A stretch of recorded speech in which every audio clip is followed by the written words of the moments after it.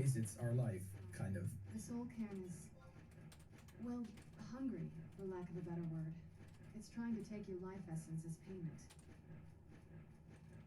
There might be, but I don't think you're going to like it. Vampires aren't counted among the living. I could probably go through there without a problem. Not your first choice, I guess? Maybe. We could just pay the toll another way. It wants a soul, so we give it a soul. Yours. Which, okay, this is supposed to be a big moment, but before we discuss it, I want to note her wording right there. Pay the toll, which the game's subtitles puts in quotation marks as its own phrase. It's another nice example of Serana's awareness of narrative and how much it shaped her. She's looking at this moment like a catabasis, a descent into the underworld. She's thinking of stories that require a toll. The most well-known from our world is probably Charon from Greek mythology, who some in Greece believed required a toll in the form of a coin to ferry souls into the underworld. You'll see this payment referred to as Charon's Opal. I don't know what mythology Serana is drawing this phrase from, but it's clear that it's also a recurring enough idea in the Elder Scrolls universe to warrant her using this phrase, pay the toll. Serana sees this moment the same way that we, the player, do, and that's because, like us, Serana is seeing this adventure through the lens of story, whereas to our Dragonborn, it's just their life, another adventure to protect the realm and Serana. But now for the choice itself, which is ridiculously weightless. To be turned into a vampire by Serana, or to be... Farewell. The soul cairn, but we might be able to fix that once we're inside. This choice is so obviously the easier one, especially because the majority of Dawnguard-leaning builds are going to be stealth archers anyway to take advantage of the new crossbows.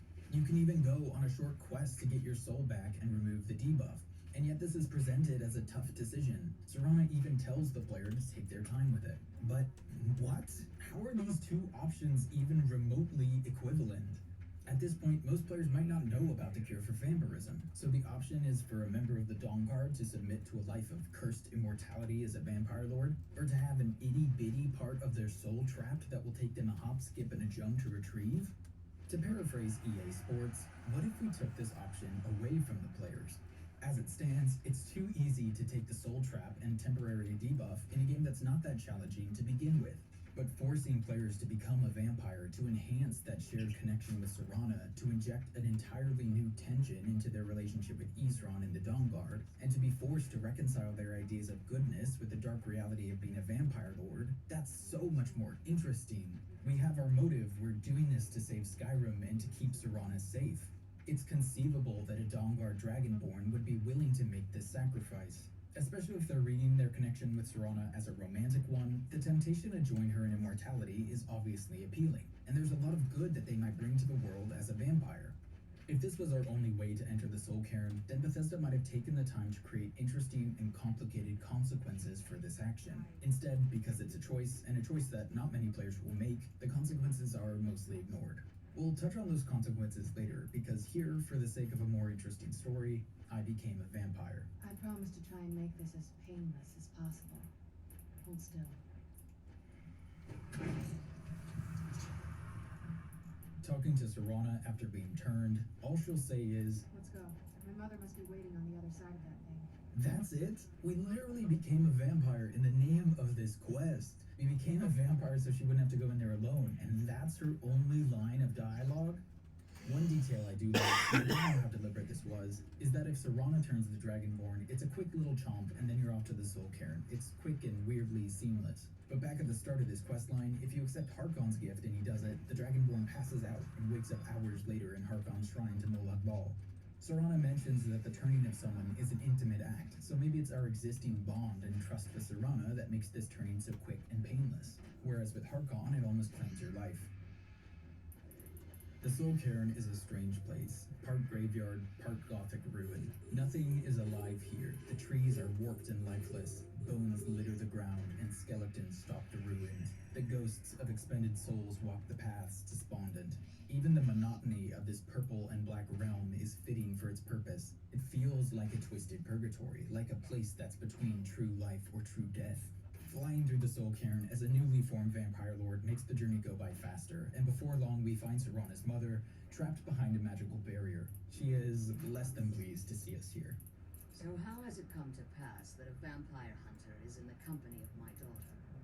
It pains you to think you'd travel with Serana under the guise of her protector in an effort to hunt me down. I love this moment. Even after centuries apart from her daughter, Valerica still isn't taking her seriously, doesn't think of her as an individual. Just like she saw Serana as an asset to keep away from Harkon, she now accuses us of using her daughter as an asset to track her down. Not only does this betray her objectification of her daughter, but it's also a hint of the same vanity that Harkon has. Does she really think she's important or powerful enough to warrant a vampire hunter either becoming a vampire or trapping their own soul, fighting through the soul cairn, and trying to manipulate Serana, all for killing someone who hasn't been seen on the continent in centuries? It's just a nice little beat. The characterization in Dawnguard was the one thing that consistently surprised me. Valerica explains that by rescuing Serana, we've endangered her. It wasn't just the scroll she was hiding, it was her daughter's blood. The second scroll declares that the blood of Cold Harbor's daughter will blind the eye of the dragon.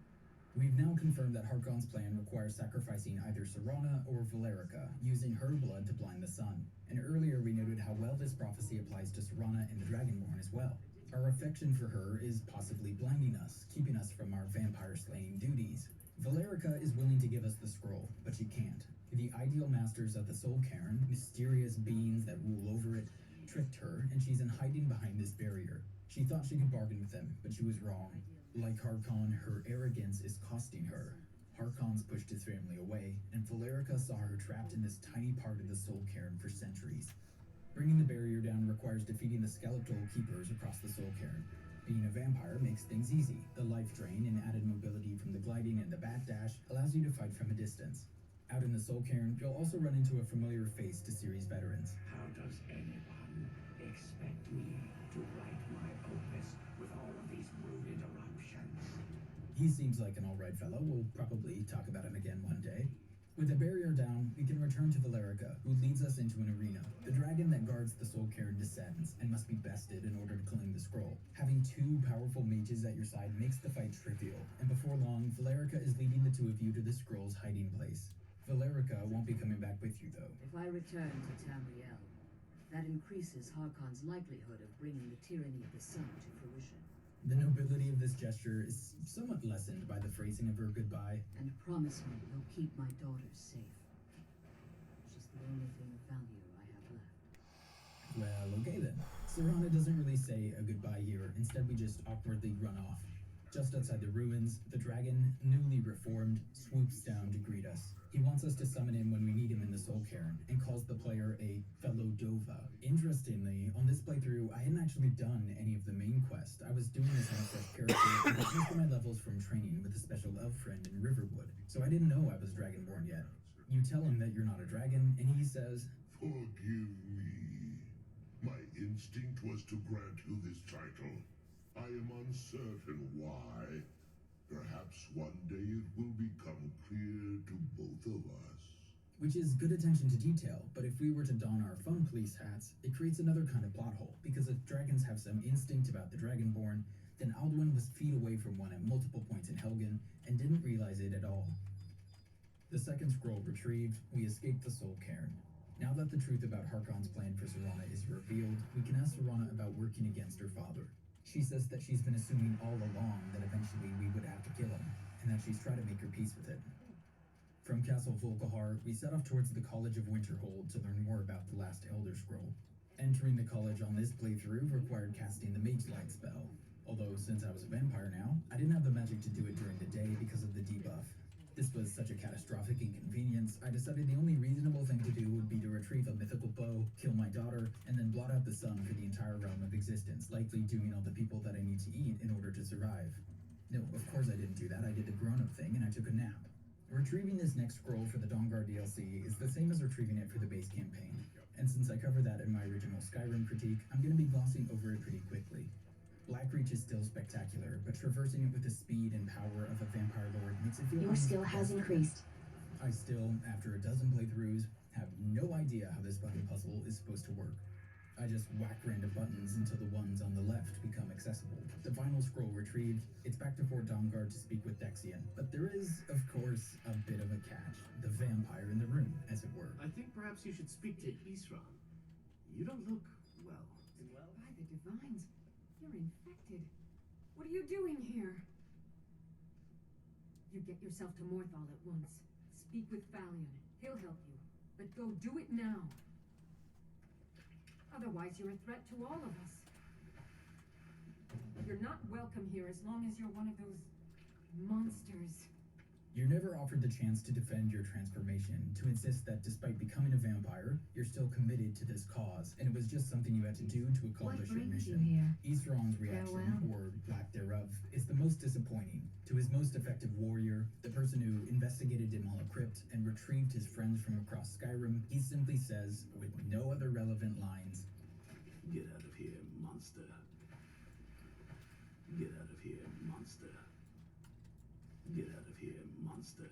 it's this shallowness that makes me wish we never had a choice before entering the Soul Cairn, because there's so much drama that can be explored from this tension. Instead, it's just these one-note reactions from people you've been working with for days, or possibly weeks. Since Isran was so rude, I made it a point to snack on him before leaving the fort. Reading the Elder Scroll earlier has rendered Dexian blind, but he suggests that the Dragonborn seek out an Ancestor Glade and read the scroll inside, surrounded by Ancestor moths. Reading the scroll will reveal the location of the bow, so we can get it before Harkon does. But before we move on, there's still some unfinished business to take care of. The quest to cure one's vampirism is one of the more interesting quests in the game. It's extremely simple from a gameplay perspective, just a conversation and handing over a black soul gem, but the dialogue and the atmosphere are wonderfully done. Falion is a mysterious wizard that lives in Morthal, and on the advice of Soren, we seek him out to find a cure. When you mention that you've heard he's an expert on vampirism, he delivers this line. I know many things. I've studied things beyond the reach of most humans. Of the Oblivion Plains, seen things one should not see. I have met Daedra and Dwemer, and everything in between, and I know enough to see a vampire where others would see a man. The writing is well done, the voice acting is strangely haunting. I think of everything in this DLC, it was Falion's role in this quest that surprised me the most. If you have a black soul gem, you can start the curing process right away, and he says, Very well. Meet me at the summoning circle in the marsh at dawn. We shall banish the creature you have become. Like every other location in Skyrim, the marsh is beautiful and haunting in its own way. In the main quest, players dashed through this biome to get to Ustengrav and perhaps never returned. But here you wade through the shallow waters, a light fog building in the distance. In the dark of the night, the only real color comes from the purple deathbell flowers that shoot up from the frigid ground. Parts of it almost remind you of the Soul Cairn. The life in the marshes of Morthal is oddly gnarled, twisted looking. And then, unmarked on the map in the middle of it all, is the mysterious summoning circle. I got there a few hours early, so I had to wait for Falion to arrive. I checked with Serana to see if there were any extra dialogue options, but strangely, she doesn't have anything to say. As well developed as her character is, the fact that there's no conversation that takes place when a vampiric dragonborn is seeking the cure for themselves is such a huge missed opportunity. From a writing perspective, you have two characters who care about each other but have this conflict. The Dragonborn has vampiric powers, but is going to get rid of them, and Serana, the person who gave them to us, is someone who, up to this point, has pushed back on the idea of ever curing herself. I get it, it's Skyrim, we weren't going to get an 8-minute dialogue on the nature and responsibility of this kind of dark power, but the fact that it's not even mentioned is frustrating. So Serana and the Dragonborn wait in what I imagine is an awkward silence for the ceremony to begin. I love the old magic feel of the ceremony and how fitting it is for what's happening. I mentioned earlier that so much of this DLC feels like the confrontation of the old and the new, and here in the heart of the marsh, we are standing on the old. This cure feels fittingly ancient, it feels mysterious. And then, as quickly as it came, Falion walks away, saying only, The ritual is complete. Okay. This moment is almost a perfect encapsulation of Bethesda's frustrating approach to narrative craft. It's not like they don't know what they're doing, because at times they can deliver creative and captivating moments like this. But it's almost as though they see dialogue and conversations as catalysts for what they consider gameplay, rather than dialogue or conversation being a significant part of the gameplay. And I think it makes the experience significantly more shallow as a result. Having been cured of vampirism, we can continue our efforts to rebuild the Dawnguard. Nobody back at the fort acknowledges what the player has just gone through. Nobody asks what it was like to have been a vampire lord. This could have been an engaging and thought-provoking arc within the broader story, but there's almost no dialogue ever acknowledging this possibility. There's one other major ally to recruit for the Dawnguard before we move into our third act, an eccentric priest of Arcade named Florentius. Soren tells us to ask Isran about him, though she thinks he's going to need some convincing. I went up to Isran's room and aroused him to discuss it. Like the others, Isran made no mention of my having been cured, despite calling me a monster only a day or so ago. Soren had primed us for Florentius to be something of a sore spot, but when Isran says he doesn't trust him, and you just say, Soren thought we need his help, Isran capitulates immediately. I suppose she's right. I shouldn't let my personal feelings get in the way. I guess it sort of makes sense since Isran is so single-minded about rebuilding the Dawnguard and stopping the vampires, but then I'm not sure why Soren makes it sound like this is going to be a tricky and delicate conversation. This could be an indication of Isran's maturing, but then again, a few days ago, his best warrior returned as a vampire after risking his life to retrieve an Elder Scroll, and all he had to say was, Get out of here, monster. Get out of here, monster. Bethesda's shallowness, undermining the little narrative work that they do attempt. Florentius and his fellow vigilants have been captured by a powerful vampire, and finding Florentius requires sneaking and shooting our way through a dungeon full of his bewitched brethren. With the enhanced dwarven crossbow and the benefits of a moderately leveled sneak skill, killing the vampire in charge only takes a pair of crossbow bolts, and before long, we're able to set Florentius free. The reason I wanted to take the time to cover this final rescue is because of the information you learn from Soren and Florentius about the old Dawnguard. Back towards the start of the Dawnguard questline, we can ask Isran about the old Dawnguard, and he'll say, Back in the Second Era, the Jarl of Riften had a son. Aggro. Adventurous type. Too much for his own good, it seems. Wound up turning into a vampire. The Jarl, unable to kill his own son, spent a fortune building this keep and hiring men to guard it. Their job was to keep the Jarl's son contained within. They took it seriously and served honorably. They were eventually forced to put him down. The Jarl banished them from the hold, but they stuck to their cause. It's a simple, honorable history of men who put duty over everything. But that's not the only version of the Dawnguard's history we'll hear. If you ask Soren about it, she says, I have only heard stories. Not sure if any of them are true. Like that they were supposed to guard some vampires here, but wound up all becoming Clank, vampires clank, clank. when they saw how That's powerful Bethesda. it was. Clank, clank, clank. Then preyed on the rift until finally Clank, wiped clank, them clank, down. clank. I guess it doesn't matter now. This piece was trying to do something maybe with the name. Clank, clank, clank. It's like Todd's over there with a pan and a fucking spoon, and he's going clank, clank, clank, clank. Secret organization, you see. No one to blame when homes are broken into. Oh no, my Kids tiger. stolen. Maybe I better just kill him now. Pillaging and looting, and then stash the This seems spoils low. somewhere, guarded by their sigil. The evidence you can find in the caves seems to confirm Your skill Florentius' has version increased. of events, which means that the Dawnguard has a much darker history than Isran believes. It's part of the underexplored theme of this DLC that people and organizations that have, for one reason or another, Your skill been has increased. unvirtuous, can still change, can still ultimately be a force for good in the world. It's part of why I was frustrated that there wasn't a conversation with Isran about a vampiric dragonborn in the Dawnguard. It's clear from Serana that these vampiric powers can be put to good use. I am honored. Isran will reluctantly thank Serana at the end of Wait, this, do you so he kind sell of ends up coming to that scrolls? understanding as well. You But if the knew Dawnguard can be do. redeemed, can be used to keep Skyrim safe from the evil vampires, why can't certain vampires? Why can't Serana or a vampiric dragonborn stay in this organization? What was That is once what corrupted you need not always be evil. Again, we're getting a surprising depth from Dawnguard, but there are just frustrating moments when I feel like it's not connecting its own dots. When I started this project, I thought it would be a quick 65-minute video that I could post for Halloween, but once I got into the game and started looking at my notes, I think Dawnguard is actually more thematically complex and ambitious than the vague story about power that we get in the main quest.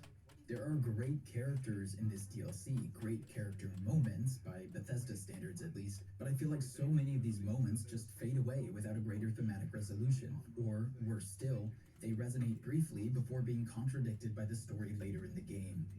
So let's talk about the rest of the game, which Aggro. means taking the 3 Elder Scrolls to the Ancestor Glade on Skyrim's Southern border. The forest east of Falkreath is gorgeous, a slightly more rugged version of the Great Forest near Coral down south. Trapped between the mountains, the fog hangs lazily on the trees, the sun struggling to make it through to the dirt-covered road. On that road, we encountered a skirmish between the local bandit outfit and a Thalmor patrol. I was impressed by the visual of it. The 3 Thalmor soldiers were hunkering down behind a rock, taking cover and seemingly formulating their next move. 2 groups of enemies, one a group of virtueless thugs tearing this nation apart with a savage brutality, doing irreparable harm to the land that we all love, and the other a group of plucky bandits. We fought the Thalmor first. The Ancestor Glade is towards the top of one of Skyrim's southern mountains. The view is as breathtaking as always, and it's somewhat fitting that this magically potent place is at the top of a mountain. On a mountain like this to the southeast, across the border, is the ruins of Cloudruler Temple, where the hero of Kvatch once snuck his way into Mankar Cameron's paradise. On a mountain like this to the north is Skyhaven Temple, inside of which is Alduin's Wall, where the Dragonborn will, or has, uncovered the means to defeat Alduin. And most significantly, towering above these smaller peaks is the throat of the world, on which resides the leader of the Greybeards and a tear in the fabric of time. When the world design and the narrative structure both hit just right, Skyrim can effortlessly conjure this mythopoetic gravitas that makes the player feel awed, inspired, and insignificant at the same time. And then you get inside the Ancestor Glade, and it's fine. It is initially quite striking, but for me at least, my awe quickly fades, because there's a superficiality to it that the rest of Skyrim's views just don't have. The glade makes you stop because it's different, but it's different because the colors are more vivid, and there's a vibrant yellow and green tint over the screen that makes everything feel a little more intense. And after the casual majesty of the cave's exterior, it's hard to overlook the obvious artifice of the glade. Reading the scroll requires gathering clusters of moths from around the cave. As they start to follow our character, light builds around their body in a giant sphere, and once we have enough, it's time to read the Elder Scroll at the heart of the glade, in the middle of a giant sunbeam shining down despite the snows outside. Reading the scroll reveals the location of Oriel's bow, which means we have what it takes to beat Harkon to it and to foil his plan. After it's read, Serana checks in on the Dragonborn, a nice inversion of their dynamic for the rest of the game, where it's been our character checking in on her all the time. Are you okay? Almost thought I lost you there. Aggro. You went as white as the snow. I never trusted those kind of scrolls. Who knows what those things could have done to you? Just look at Dexian. It's another sweet moment between the 2 of them, and kind of the calm before the storm of our 3rd act. We know what we need to do. Get the bow, kill Harkon, and now we know where we need to go to do it. We've locked our conflict for our 3rd act. Oh yeah, Children, I'm full. Patricide, happily ever after. Dawnguard's 2nd act delivered a surprisingly character-driven conflict, with the focus for much of this act being on Serana rather than questing itself. It was a big swing for the Elder Scrolls, and not one it's really taken before, but I think it pays off, even if there is a lot of potential that went unrealized. Unlike the 1st act, this is now a warm and genuine bond that would believably motivate a Dawnguard or vampiric Dragonborn. Moving into our 3rd act, there's still some tension around her survival, her status as a vampire, and what's going to happen to the family she loves. It's been an emotional and somewhat thoughtful journey up to this point, but it's all leading to a fast-paced, action-packed finale that still has a twist up its sleeve. So how about we get this 3rd act started? No, that's terrible, that doesn't work.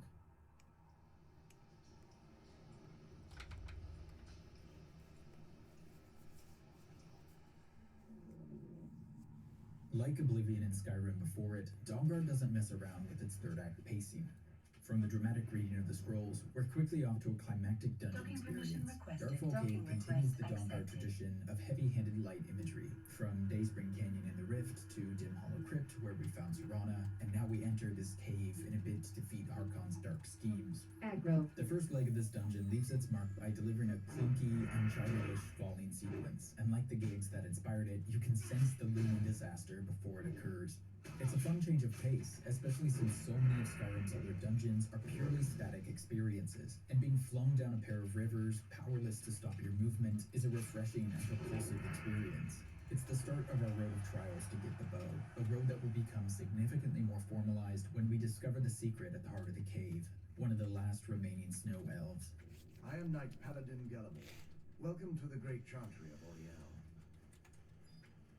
Oriel, Alkosh, Akatosh, so many different names for the sovereign of the Snow Elves. I prefer Snow Elf. The name Falmer usually holds a limited meaning to most travelers. Those twisted creatures you call Falmer, I call the Betrayed. He says he knows we're here for Oriel's bow, but before he'll lend his assistance, he wants us to do something for him. I need you to kill Archcurate Bertha, my brother. The kinship between us is gone. I don't understand what he's become, but he's no longer the brother I once knew. It was the Betrayed. They did something to him. I just don't know why Oriel would allow this to happen. We apparently need his help to get the bow, so we accept, and he explains that the way to get to his brother is to follow in the initiate's footsteps and travel from way shrine to way shrine. It's a strange time in the game to be introducing two new characters, and I don't think Dawnguard gives us enough time with either of the brothers to make this feel as weighty as it should for something that takes up most of our third act. But like we've noted with Eastron and Harkon earlier, this is another family that was torn apart by obsession. It works on a structural level, but I think we're just introduced to these characters too late in the story. We can ask Gelibor more about the Falmer, and we find out what led to their wretched condition. Losing the fight with the Nords forced them to turn to desperate measures to survive. We had always maintained an uneasy alliance with the underground-dwelling dwarves, and when faced with extinction, we returned to them for help. Surprisingly, they agreed to protect us, but demanded a terrible price. The blinding of our race. There were splinter groups that resisted the agreement, and even some that sought alternate alliances. But when it was all said and done, those elves were either slaughtered, vanished, or gave up and took the dwarves' bargain. I wonder if we're supposed to connect this with Harkon's quest and the desperate measures to which he is now turning. Harkon is willing to sacrifice his only daughter, and the Snow Elves were willing to sacrifice their sight. But if that's what Dawnguard is doing, and I don't necessarily think that it is, then we'd be back to the issue of the threat not being grand enough.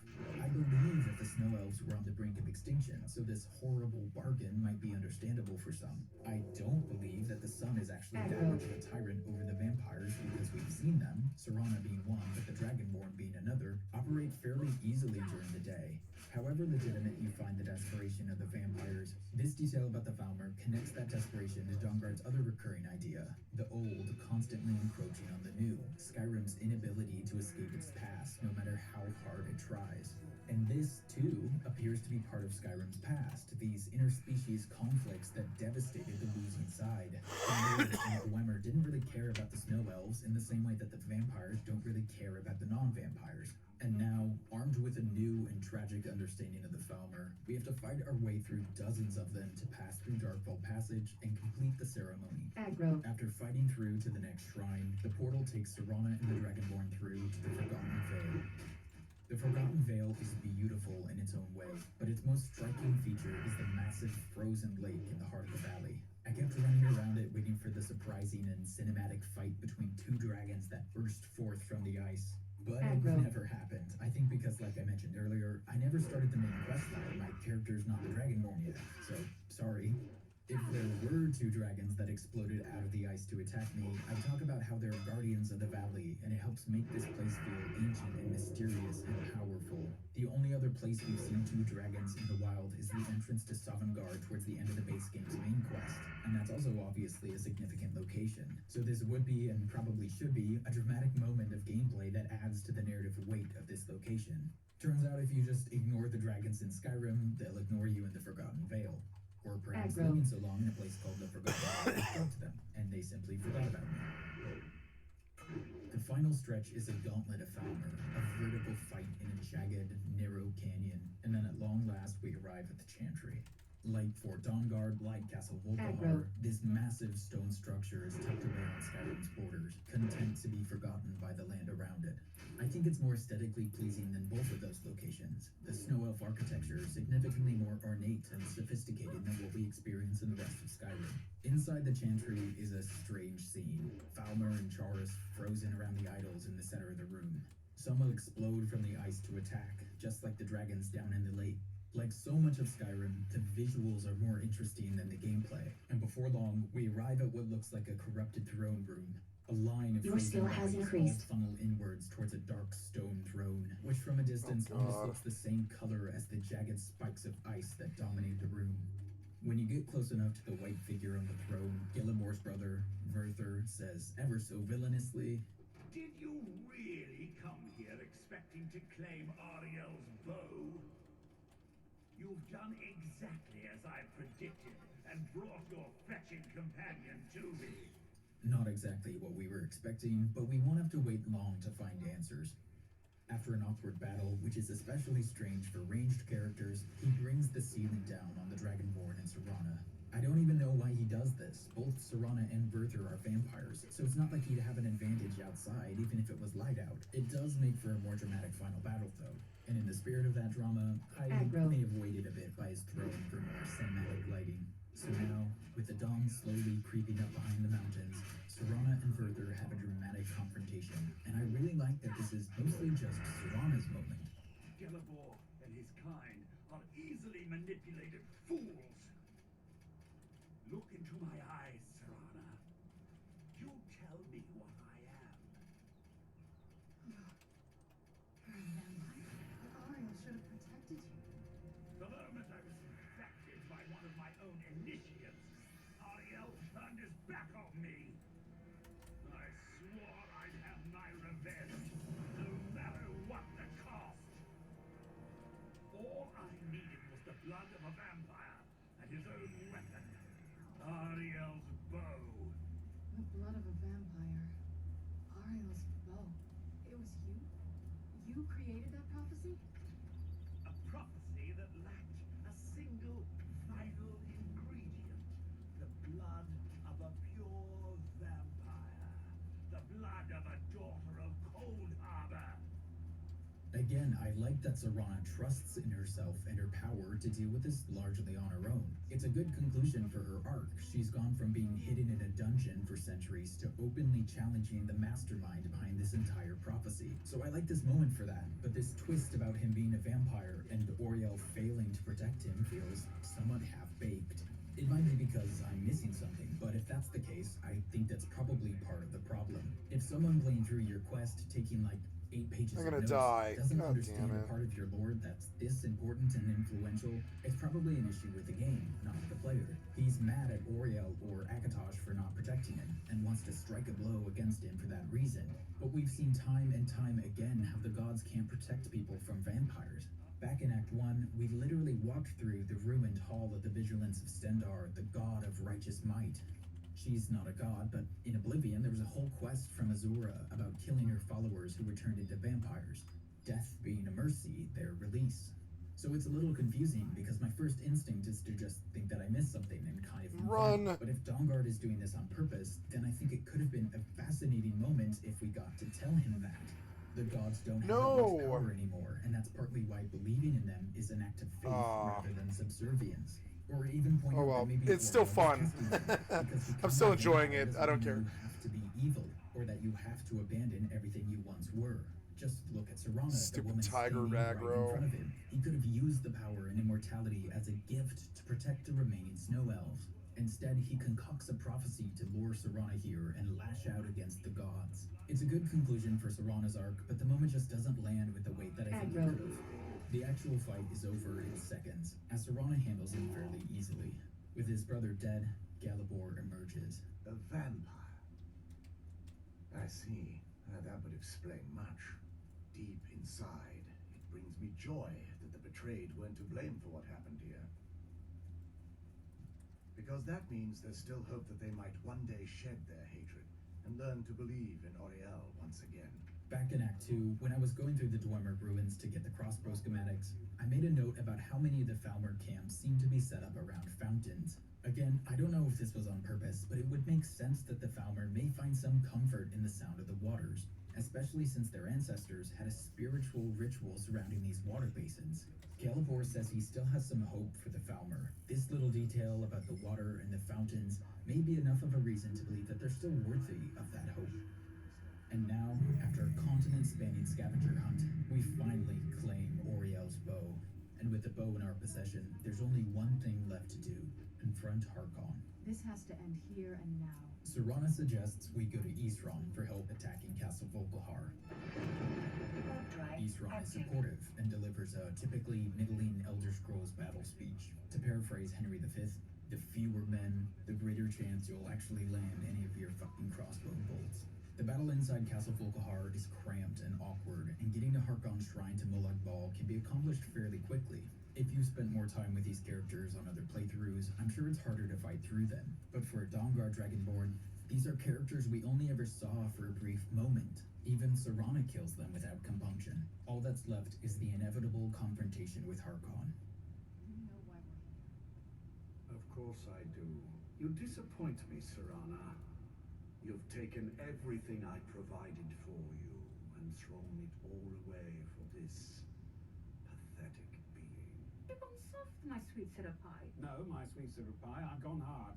Because he's my best friend, he's my pal. He's my homeboy, my rotten soldier. He's my sweet cheese, my good time boy. Provided for me? Are you insane? You've destroyed our family. You've killed other vampires all over some prophecy that we barely understand. No more. I'm done with you. You will not touch him. We saw Serana's fearlessness back in the Forgotten Vale, and now, after centuries, she does what even her mother couldn't do. She stands up to Harkon. It's a much more interesting dynamic than the Harkon Dragonborn confrontation, which, much like the Werther moment, could have Going been to pause to engaging, but eat. it's just so I won't be long. Neither Serana Gonna make a nor the sandwich. Dragonborn tell him that he was manipulated by a snow elf, and that for all his pride, he was Or well, outmaneuvered by this someone half the bear. world away. Then, when Harkon says that his daughter's sacrifice would be A Like small lands. price to pay for the betterment of our kind. the only response is to say, your kind is a blight on this world. And I was shocked. I stared at this line for like 10 seconds because I just couldn't believe that that was the only response. Even setting aside the fact that the Dragonborn was a vampire at one point and used those powers for good, Serana is right there. And depending on your playthrough, she's either one of your best friends at this point, or there's more of a romantic tension between you two. And you label her entire people a blight, with the same kind of blind judgment that Isran displays. It's so poorly done, and it undermines so much of the work this game has done to make this relationship feel real. Not only does it undermine the Dragonborn's bond with Serana, but it undermines one of the core messages of the main quest, that a blind obsession just pushes the people you love away. Your kind is a blight on this world. If Skyrim cared about its characters, saying this right in front of Serana should do irreparable harm to that relationship. She might have felt manipulated or betrayed, but instead we just move right on to a sloppy boss fight. Peace be with you. Denadris. Harkon's demise means that Skyrim's sun is safe, probably, unless for whatever reason you decide to blot it out yourself with Oriel's bow, which, since you're never given any indication that it's temporary, is nuts and makes you just as villainous and short-sighted as Harkon was. But before we move on to the battle's aftermath, I wanted to expand on the mythic significance of that. In my Skyrim critique, I talked about how Skyrim's main quest was their twist on Ragnarok, with Alduin the World Eater taking the place of the serpent Nidhogg. It's interesting that Dawnguard's quest is about preventing the destruction of the sun, which is also part of Ragnarok. To quote from the poem Völuspá, black become the sun's beams in the summers that follow, weather's all treacherous. In Norse mythology, it's obviously not an arrogant vampire going after an ancient bow to destroy the sun. I think it's a wolf chasing the sun that finally catches it. But it's interesting if we consider Dawnguard's story as something that occurs after the main quest of Skyrim. If we treat the release schedule as canon, and I think that's as good a way as any to do it, though I'm open to suggestions, then Dawnguard canonically occurs after stopping Alduin the World Eater. We've halted the most obvious part of the Ragnarok event, and yet here's another part, the blackening of the sun. They're even connected through the prophecy we heard. In an age of strife, when dragons return to the realm of men, darkness will mingle with light, and the night and the day will be as one. So these two events, the return of Alduin and this threat to the sun, are prophetically linked in this universe, just like in Norse mythology. So are these two different apocalyptic events that just happen to be linked via prophecy, or are these two manifestations of a singular, inevitable apocalypse, in which case we should be vigilant about a third? Are we experiencing what the Greybeards were talking about when they said that the world is meant to end? Skyrim doesn't answer any of this. I'm not even sure how aware it is that it's posing this kind of question. There is so much groundwork that was, perhaps unknowingly, laid for a fascinating piece of major story content, one that confronts Skyrim's seemingly inevitable doom. Is this really the will of the gods? Have they perhaps abandoned the land like Werther seems to think? Or are the Dragonborn's victories a testament to their grace? I don't think the final DLC, Dragonborn, answers any of that. It's been a while since I played it, so I'm open to being pleasantly surprised when I cover it in the future. It does, I think, give face to this conflict of the old Skyrim and the new Skyrim, but it does so outside of Skyrim, which for me cheapens the narrative experience somewhat, but more on that in another video, hopefully. Now's also our last chance to observe Bethesda's nominative playfulness. Harkon's name is obviously similar to the word hearken, which means listen. If Harkon literally hearkened anyone close to him like Serana or Valerica... I'm gonna pause the video and eat. I'll be right back. Monitoring towards... Does everybody use the gear score add-on in Wrath now? I don't know what people use. So let me give you a hot take here. The Wrath gear score add-on is the same, if not a little bit better than gear score itself. Also, in patch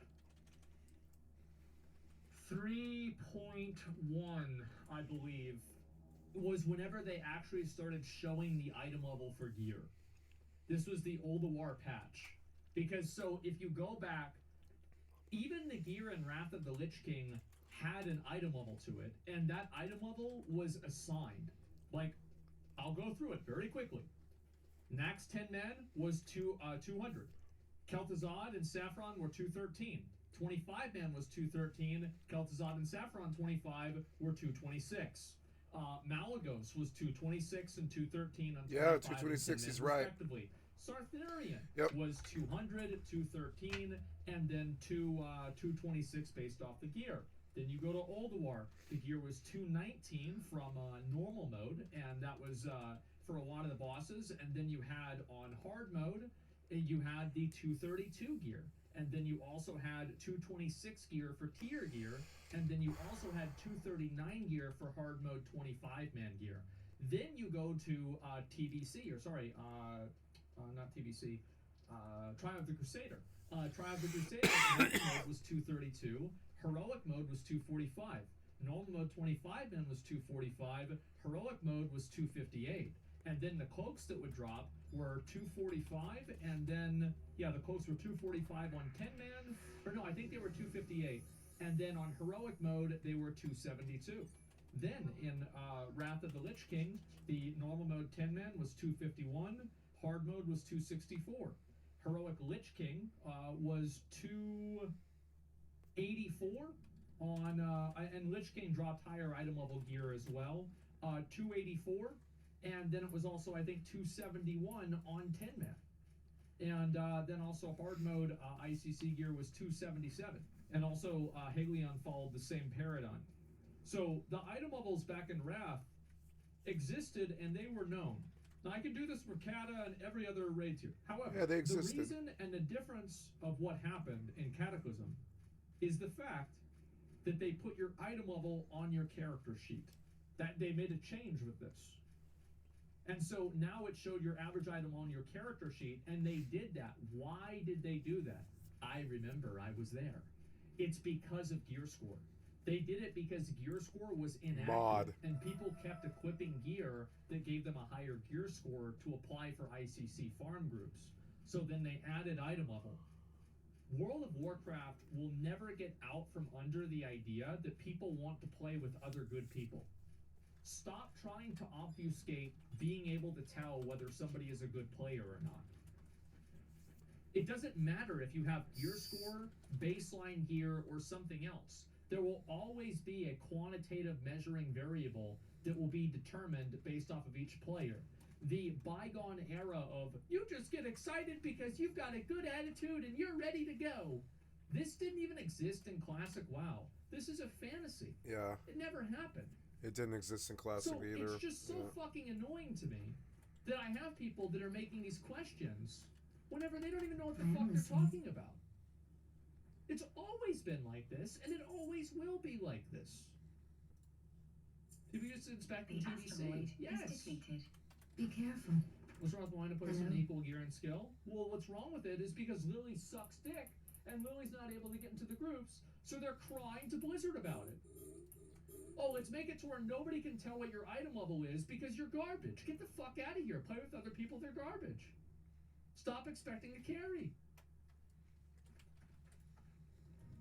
You know, not just when Cataclysm starts, but also That's what I think. When the pre-patch comes in, and a lot of people might be coming back to the game and trying to experience all the content. So we're gonna be looking into it and making sure that we're always on the looks of finding ways that May the we stars can potentially guide use you. that, like as you mentioned, the Titan Room dungeons is kind of an idea of that, and there's always like different steps to get there.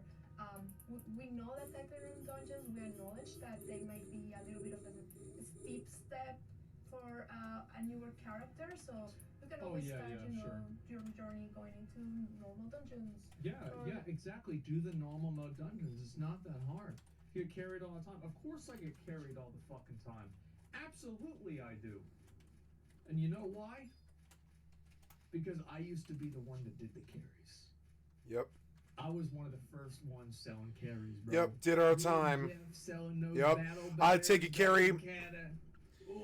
So like recently I had a friend who carried me through tactician fucking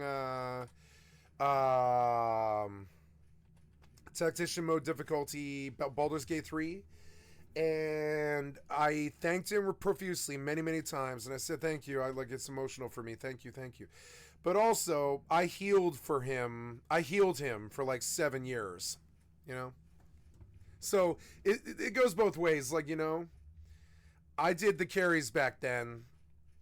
I brought the loot, you know, I made the loot possible. I ran the guild at some points of it. You know, I carried the friendship on for 20 years. I wasn't a psycho. I've never dropped him. I've always been loyal, etc. It goes both ways. I did the carrying back then. I was the priest that got it done. I used to carry RBGs in 1900. I mean... He's selling those, bro. I wake up, he'd be texting me on my flip phone. He'd be like, oh, we got one. Get out of bed. Yeah. It was a good time. Now I don't care to do it. Now I want to do all the stuff that all the people were doing that I was carrying. They were sitting around farming, being bad, leveling, questing, doing alts and stuff like that. I was in the main raid, like running the shit and fucking carrying everybody, giving them all the gear, telling them who gets what, telling them it's loot council, and I'm gonna say this guy needs this before you need that. The tank always gets the plate. Always, no matter what. So if you're a DPS in this raid, you're going to get secondary to tanks. We gear the tanks first to make it all possible. Then the healers, then the DPS. And, yeah. And, you know, now, like, I want to play these games solo. I was the raid leader or just in the party, running in the vent 14 hours a day, years on end, and I'm just not really, you know, I'm not really into that anymore. I want to be on my own, do my own things. I like healing parties, which there's a requirement for me to like healing, which is that there has to be people there. But I actually like the impersonal nature of Overwatch healing, and it felt really good to do some healing somewhere else, because I've done healing on all the games, but it felt really good in there. And, yeah, I enjoyed that process quite a bit.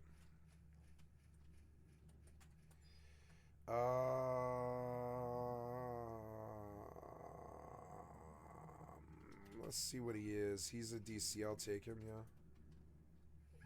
I'll 2-hour him. No. I'm not gonna do him. I'll get a tough for him. Oh god, the retimer on Charm is so annoying. Sometimes I just want to stand there, but it's not very good. It's not good to stand there. You just get hit. Shit, man. Like, all I did was play WoW. Yeah, like all I did for like 7 years is carry people. I was part of the healer corps. We made it all possible. We were the heart and soul of it. Our sociality ran the guilds and shit. I was the fucking heart of it. You know, my character name was Catalysta. And I was the catalyst. I was the catalyst for all of that. They didn't want to admit it, but I was. I was the catalyst. I was the catalyst for all of it. I used to get all kinds of names like Battlista and shit like this. Everybody universally loved me. And it's mainly because I was like there 14 hours a day, 24/7, 365, bug parts all the way on through to fucking like heroic rag is when I quit. I was just like, I've done this too long. I can't carry people anymore. I can't tell them what to do on the bosses. It's not like I was the raid leader in the early days, but I was the raid leader by mop, and I was a big time world class fucking raid leader. You know, big time. You know, in the big time, and now I want to solo mine. I want to do all the things that I will watch these people sit around, and all they would do is attend the raids and then go have fun in the world. And I had to do the drama. I had to do the DKP. I ran the GDKPs.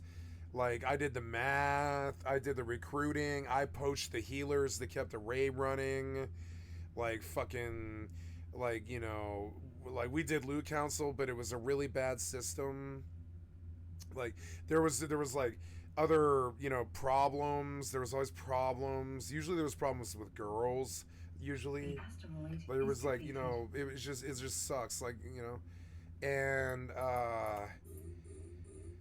not that the girls were the problem. The guys who had problems over girls, you know, guys who had problems over girls were a problem in our raid. It was stupid and Exmos and otherwise. And it was a long time ago. It's hard to remember now. Like, to me, it's like ancient history. So much gaming history and so many games have gone by that it's like this ancient history. But at one time in my life, for like 10 years, I just went hard as fuck on both WoW and Final Fantasy 11. And I did the same thing in Final Fantasy 11 that I did in WoW, where like now, even and all the way up until 2019, I was carrying on the Final Fantasy 11 servers. I was carrying there. I had a 75 or a 72 RDM that I sat 72, and this is how you know. I had a 72 RDM. Everybody knew me. I had a 72 RDM, which was good enough for me. And I never did get her to 75, because at that point she was just a pocket healer slave for our entire like link shell mean throws. And I ran her in the background on my laptop, which couldn't even run one client, much less two. I always had the bad computer because I was poor, because I dedicated way too much. And like, yeah. Oh, thank you. Yeah, that's helpful. Yeah. Yeah. Oh, they want me to get threshers. Yeah, I gotta go out to the fucking, yeah. Or I don't know. For threshers, usually I go north because the guy tells them to go down the dock, but I'd rather just go. I don't know. The dock is a really fast way to reach water, but the pickings out there are slim. I usually do threshers like up north here, but it's also kind of a dangerous quest. You have to find the threshers that are the right level. They say go over there, but everybody goes over there. Like, everybody. I want to just go right here and get a thresher. There's like 5 threshers over here that nobody goes to. I'd rather go over here. Yeah, so like what he's saying is Asmongold's got the same thing. He's ready to let everybody else just carry him. Because it's like, you only have about 10 years in your 20s when you have the strength to do this, you know, before life takes over and your parents start to die and you have to have a job by then and stuff, and usually, or at least some kind of livelihood or something. Oh, yep. Bad pressure. Oh, got a thresher. Bad pressure from a thresher. Yeah, so I'm dying in Final Fantasy? No, I'm not. Good. So just go kill that fly. Yeah. Kill this thresher. There's one.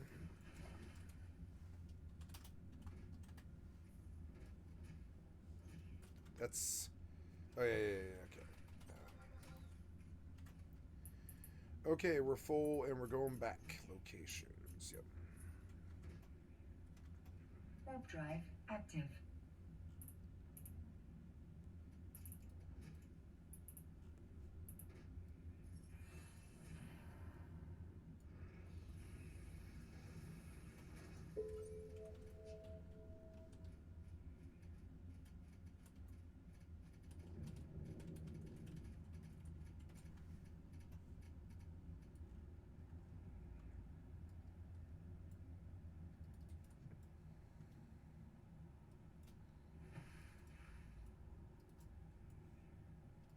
with this shit real well. Aggro. The heroic versions eventually, or eventually here to be ready for those catch-up mechanics that we saw like the dungeons. That will be coming into Cataclysm in a different form. Our next question comes from Sage Man. Mission requested. Docking request accepted. Probably born that year, youngest classic player. Could we possibly get a roadmap of the future level caps? Yeah, so Season of Discovery and the level caps. I guess just to recap sort of what those level caps are. We're starting at level 25. After level 25, we're going to raise the level cap to 40. Yeah. We're going to raise it to 50. And we're going to raise it to 60. And of course, have all of the content after 60. That's the roadmap.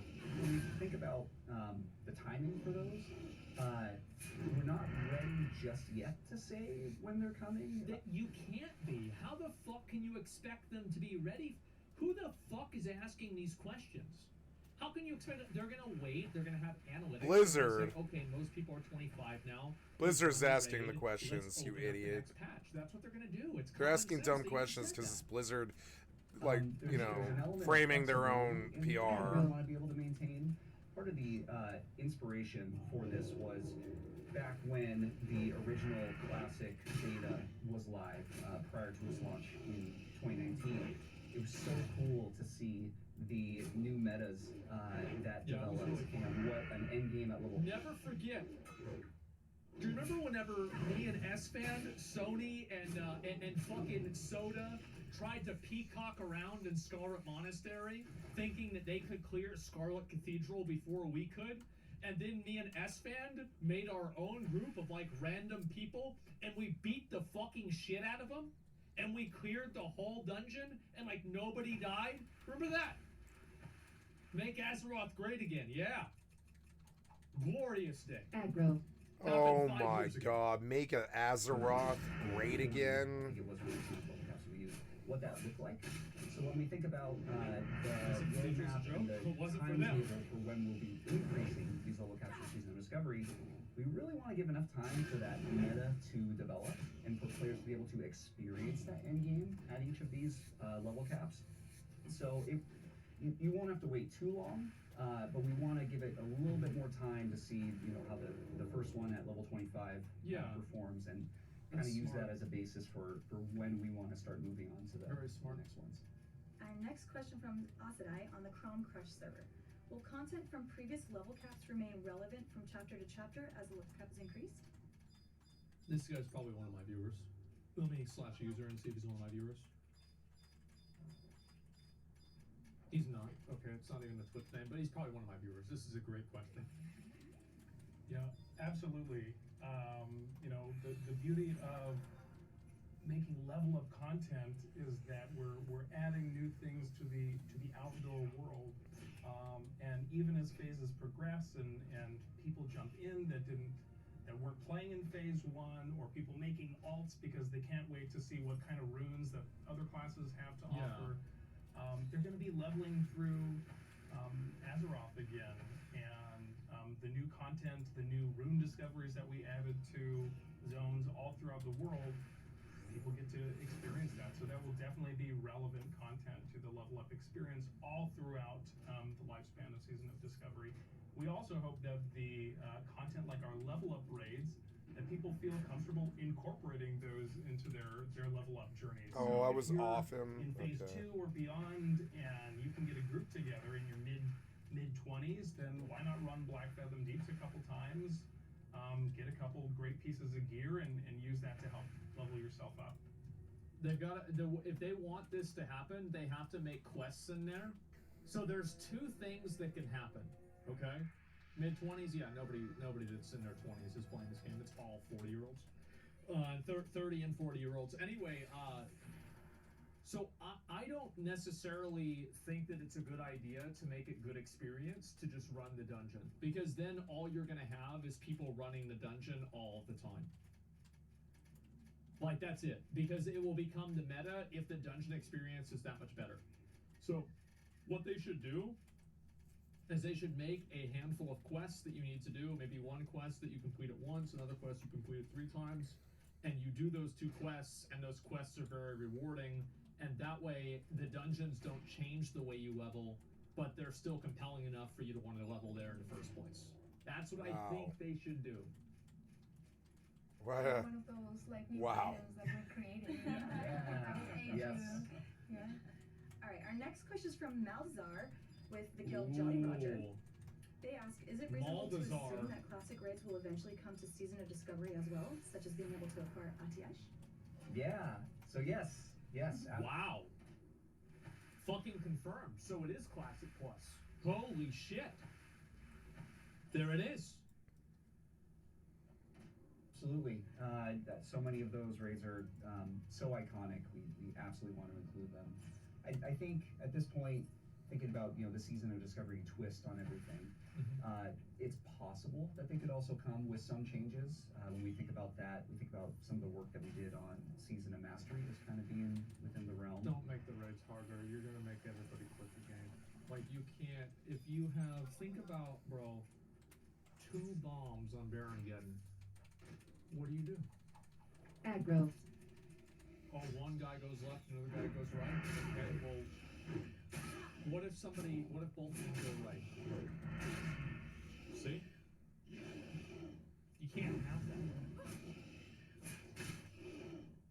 You can't have, like, which right? Yeah, do you mean right from this direction or right from the other direction? Or you mean left? So is this left or reverse left?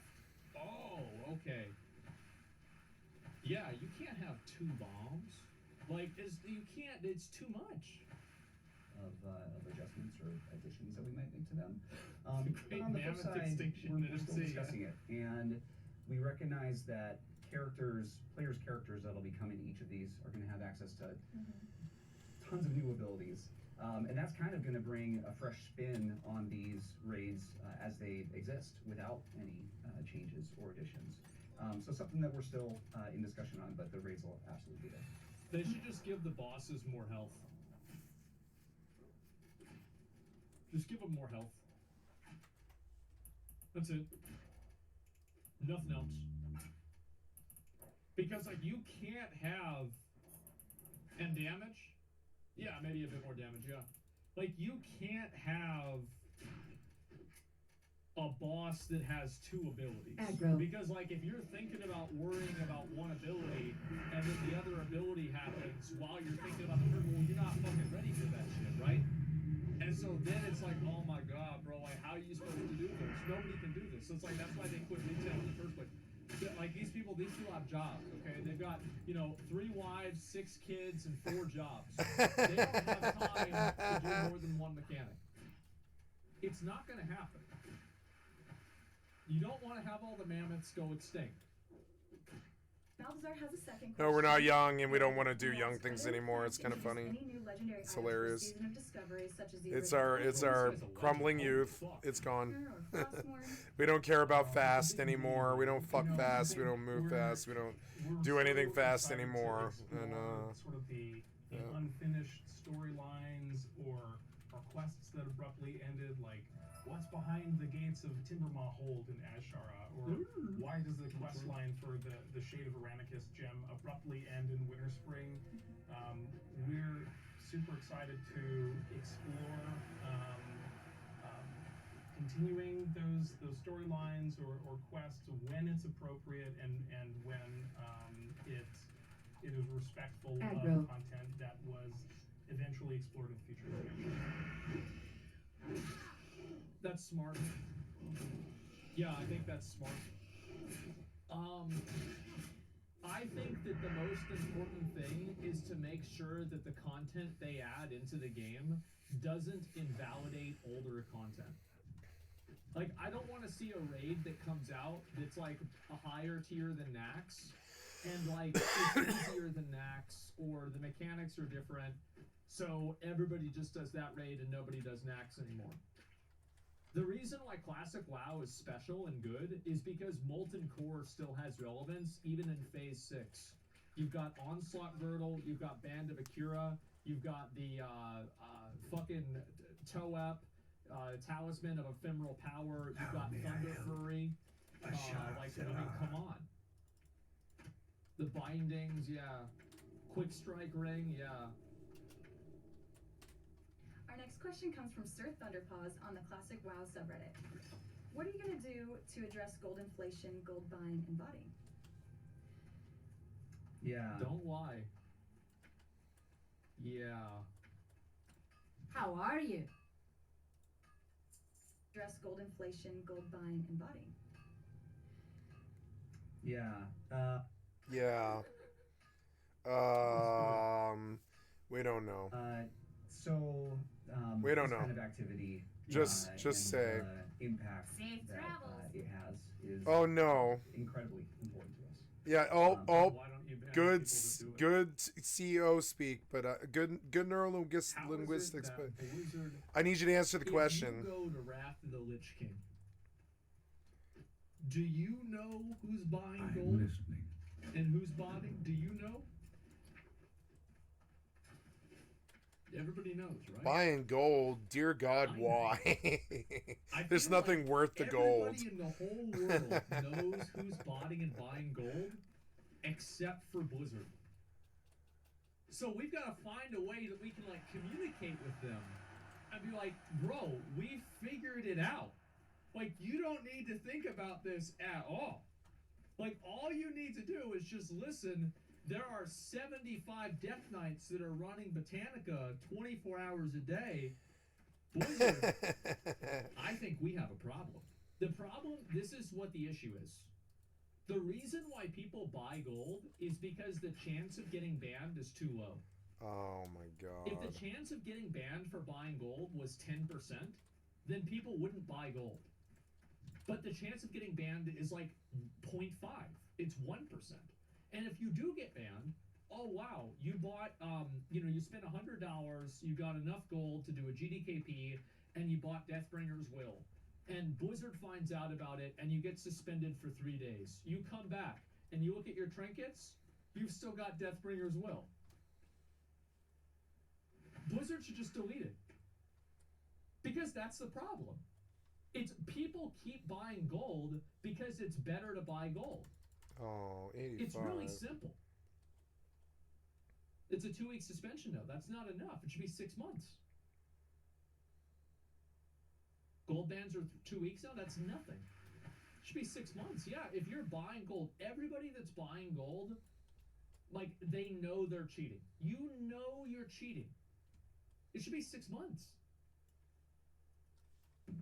Not just as developers of the game, but also as players of the game ourselves. So it's something that the team is Also, I think 6 months is fine. Incredibly focused on, almost nonstop.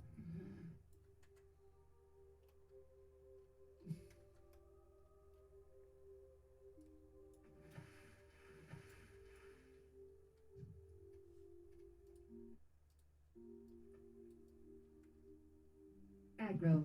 I don't know about that.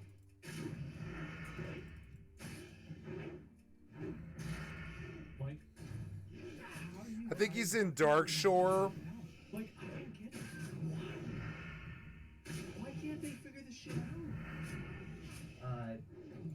When we think about this, and we think about the tools that we have at our disposal, it gets challenging to get into specifics on it because then you can be held accountable for those specifics. So we don't want to talk about any sort of real action. So what we're going to do is we're going to take a long time to This say guy nothing, drowned here. and hopefully it'll be long enough. How the fuck do you that drown forget here? to answer the question. He's like 5 feet under the water. He must have AFK'd. the more that we talk about it, and the more that we He talk actually about, looks like he has gear too. how It's like we weird. work on this, or the areas He's right about what he's about to say. that we work It on helps to people help reverse address it. engineer. The more self-defeating it can become, because of that level of insight that we're getting into. Yeah. So I would say that I'm sure some players have noticed the occasional instance where an instance might close for a little bit with not very much warning, and then may reopen. those could be areas where some of our team are making some changes due to some activity that we've seen. That is not an answer. I want to hear an answer about what you're doing about it. I think part of the challenge really is communication problem that we come across. The problem is that people are buying Deathbringer's Will for gold cap. That's what the problem is. We don't need you to tell us that people are getting banned if the people are getting banned. But they're not. But they're the not. The problem is that people are buying gold, and the reward for buying gold is so much higher than the punishment. You get a 2-week suspension? What the fuck? Somebody takes a vacation for that long. That's not even a big deal. They pay 3 or 4 gold caps in Classic. That's insane. Yep, and on top of it, they'll go buy a stolen account for like $10. They'll go do the gold transaction on that, and if that transaction fails or whatever, or if the account gets banned, oh well, it's not their fucking account. Running a VPN, who cares? And that's how they do this. That's how gold purchases are done. If you didn't know, I don't know why. Like, these guys are ignorant of how it actually works. I mean, I've never done it, but I mean, I know how the people do it. They like, I know that they won't risk accounts that they've had for 20 years. They won't. They'll go do a trade on a stolen account that they bought for like $7 to $10 on some fucking store. What you can do is buy an account safely. You can definitely buy an account, and it's a really quick transaction. It's like $20, and then you just log in. They just give you the email, the login, the password, and all that, and then you go buy gold with that stolen account over and over and over again, and then you trade the gold off of the stolen account until you're caught, right to your main. I could do it myself. Coming up right now on what's it called? Season of Discovery. If I thought there was anything to buy, and if I was that much of an asshole, but like honestly, if let's say I was that much of an asshole, because I am. I don't have many scruples and stuff. I'm that much of an asshole. I am, but I've never done it though. So like, let's say I'm that much of an asshole. What the fuck would I buy? More potions? Like, I guess BOE epics. If I do that, people are gonna be like, "Where did you get that?" That's what always happens too. This is what I always didn't really understand about it. Anybody that bought it, I knew immediately. I didn't know immediately always, but I kind of had a feeling. I was like, where did they get their money? They're never on. Where did they get their money from? You know, and it's weird because it's like money in an MMO like this, it takes time, and you see some people, they're richer than you, but they're never on. And you know that something's going on there. It happened to a dear friend of mine who I really loved to death for like 7 years. She was like my right-hand man. She in my rage. She was a wonderful woman. But like one day I find out that her and her husband have been banned for fucking botting, and they've been botting for like 7 years because they have kids. You know, it's a husband and a wife, and they've got 3 kids. I think they had 3 kids, as I remember, something like that. 3 kids or 4 kids, I can't remember. And they loved WoW, and they had a full-blown raiding addiction, and they were fat, and they were just playing WoW and raising their kids, and that was it. And they were just basically taking them to school in the morning. The wife would come home, play WoW for 16 hours or something like that. Take care of the kids when they needed it, to pick them up from school and all that. They would disappear, but then they would come back. And like, but I never, ever saw them farm. Never, ever. Come to find out, they're probably sitting on owned core, like just exploiting every fucking. I know they were exploiting because they were in heroic, or they were in heroic Firelands, exploiting the pack pools with like elemental shaman and shit, and killing these massive packs of mobs using kiting strategies and stuff. All the trash and opening Firelands. She was in there doing that, making like 1 million gold at the start. She handed me like some money one time, and I was like, Jesus Christ, like what? She's like, yeah, I made a lot of gold in the fucking Firelands. And I was like, yeah, I bet you did. And it's not like that was against the rules either. She just happened to have she had the class that was the meta for doing that, so she got very lucky. But I knew they had like no scruples about gold. And then she comes to me, and she was like, she comes to me one day, and I hadn't seen her in like 4 days, and I was like, what happened to you? And she shows up, and she's like, will you help me level a new character And I was like, sure, why? Or I'm not why, but I was like, sure, yeah, what, you want to level new character? Okay, sure, what do you want to do? And she was like, yeah, I don't know, I guess I'll be the same thing I was before, a shaman. And I was like, why level a new shaman? And she was like, well, blah blah and I, her husband, blah blah and I got banned, perma-banned, and for botting. And I was like, really? And I thought back 5.5 years of raids of loot I put on her. I've told this story on stream before too. 5.5 years of loot I put on her as either her co-healer or like just as the direct raid leader in Firelands. And I was like, you did what? It's just like, yeah, we've got kids. We just don't have time to dominate the raid scene without help of botting for gold. And I was like, I see that and I get it, but I don't ever want to play with you again. And she was like, Kat, are you serious? And I was like, yeah, I see that you... And I still have some sympathy to her. I see that you're in a tight spot with that. And I get why you did it. And I honor you. And I'm not going to think any less of you. But I don't want to play with you anymore. And that broke her heart. We were like best friends for like 6-7 years. I won't say her name on stream. But Jesus fucking Christ. I was like, no, I don't think... Your skill has increased. I want to be associated with it. Deep down inside, my core belief is that they weren't going to stop. It was like an addiction. And that all I was doing was like, I knew I had to think about it. She came to me and I was like, I want to talk to you about this, but not now. Let's talk about this tomorrow and I'll whisper you. And I thought about it for a while. I slept on it. I thought about it and I slept on it. And I was like, I'm not going to help you today. I need some time to think. And I did. And I was like, you know what? I can't believe they're killing me one blow from the end. Please let me land the heal. No, it's always two tigers and they won't charm and they won't stop. It's so annoying. Two kitties, two cats in WoW and two cats in Final Fantasy 11. It's just killer every time. So annoying. And they always are in link range for some reason. Aggro. Oh yeah, am I out? Yeah, I'm out. Yeah. Oh, these guys are in a buster in a tornado and they're watching me. Yeah, they are. Warp drive active.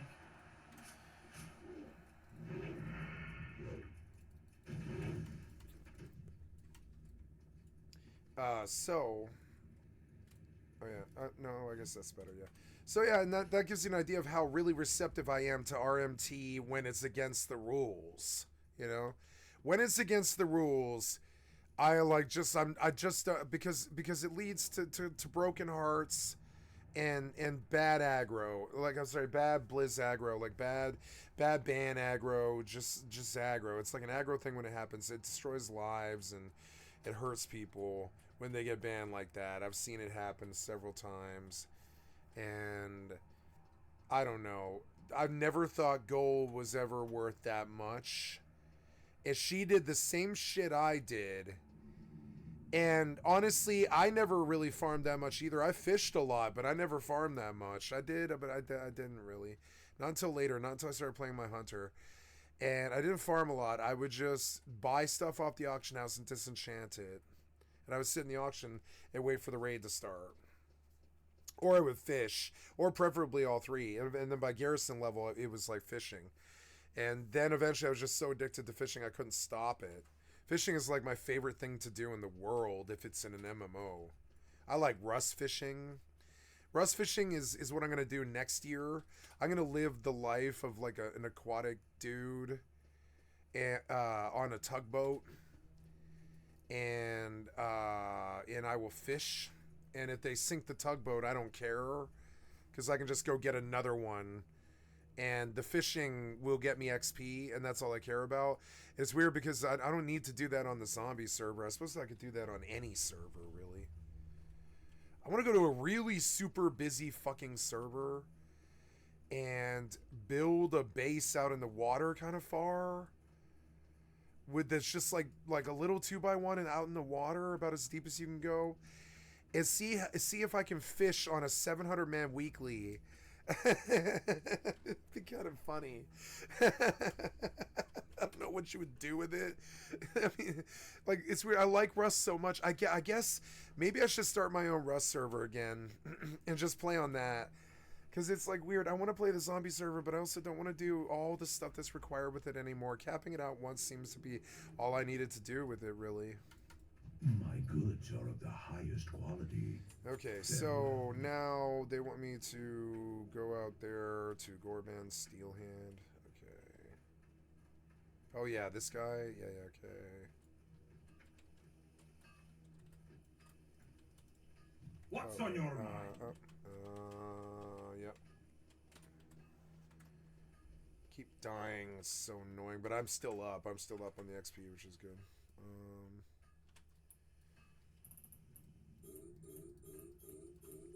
And so I want to know if they're going to impose the terms of service and all that shit and fuck us in the ass, then I demand in return that because of my investment and my money that I've given them over the 20 years, it's been thousands. I wish to be protected as a consumer by them and get the bots the fuck out of there. It's either let us sell the stuff directly like an RMAH or get the bots the fuck out of here. No, you can't have both. Like, preferably both. Get the bots out of here and then legalize the RMAH.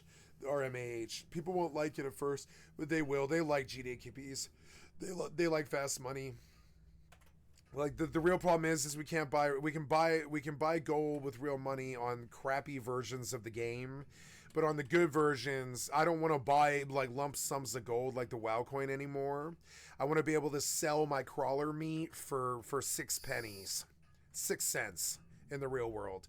And I want to be able to buy my cloth. I want to take that 6 cents and I want to buy, 18 cloth with it. And same exact stuff like this stuff here. Like I don't look at the WoW classic gold, right? This could be 51 cents and 90 whatever, call it 51 cents, right? 51.9 cents, right? 51.90 cents. A gold could be $1, and 4,000 gold could be $4,000. I don't really see why it isn't like that. It wouldn't be that much. And if it devalues, it devalues. But honestly, I don't really see why we can't have that. I want it very badly, and it's annoying. I'm not sure it's the right thing to do. I just want it fucking badly. I want it badly from them. I will abandon all their AAA MMOs the minute a good fucking like RMAH MMO finally arrives, and I'll even join Bitcoin if necessary. I don't care. If a real MMO with real fucking like that actually rewards me for my fucking time comes, I will drop them in the dirt like yesterday's fucking business and never think about them again. No problem. Never think about WoW or FFXI or any of that again. I need a good game that will actually reward my time. And honestly, I thought it was Rust for a bit, but Rust is actually about as far from it as you can get. It wipes it every month, Just every week. Ban the gold buyers. Ban the people that are selling. Just fucking stuff ban that them, and is hard. it's ban them. Holy fuck! It's not To me, hard. so they can Other ban games do themselves in that the just third fine. week, by the way, yeah, true. I would say RMT is like rampant, but I wouldn't say it's bad. It's bad in WoW because you don't ban, but in other games it's not that prevalent, Trying to find ways to be more communicative about our efforts. One of the things that we started doing several months ago is working with our community team to post the monthly number of accounts that have been actioned to kind of give some of that visibility into the work that our team and our partner teams are doing in this area. That doesn't matter because you're banning bots, right? Like, you're banning bots, but you're not banning the people that are actually, like, if you go into Stormwind and you look at one of these GDKP Andes, a lot of them are buying gold. Yep. They just buy gold. They always bought gold. I don't think that They always bought gold. They were like that kid at Kicks, right? He kept saying about how he bought like a ton of fucking what's it called?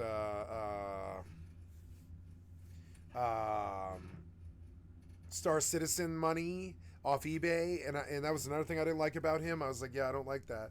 And he used it to gamble, and then he got even more. And it's like, and yeah, that buying that shit, it just leads to bad things. You need to just let us sell the stuff to each other, and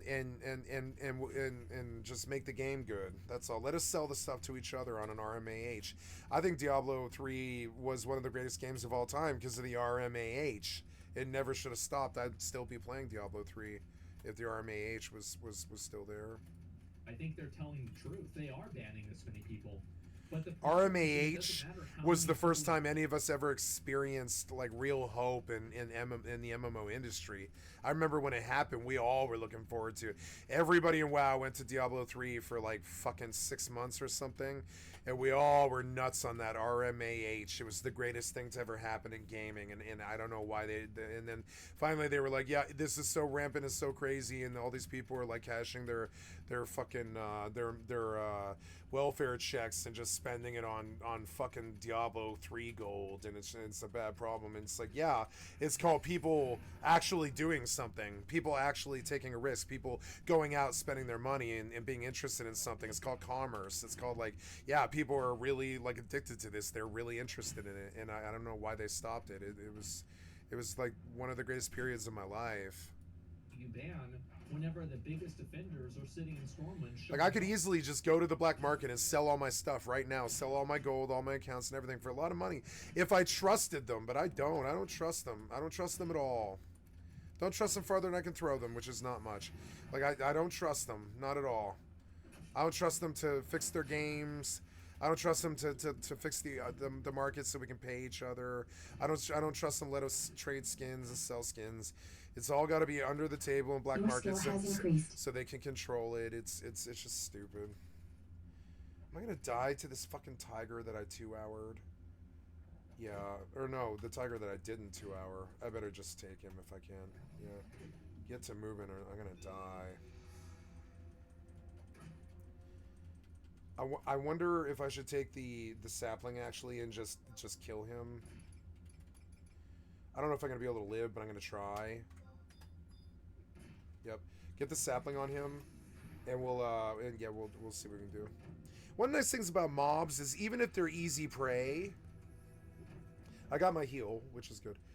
One of the nice things about charmed mobs is even if they're easy prey, they tend to actually do a lot of damage. They miss a lot, but they do tend to do a lot of damage because when they do hit, they do a lot of damage, like more damage than players do. Mobs are nasty. Mobs do a lot of damage, steady damage. Oh, come on, man.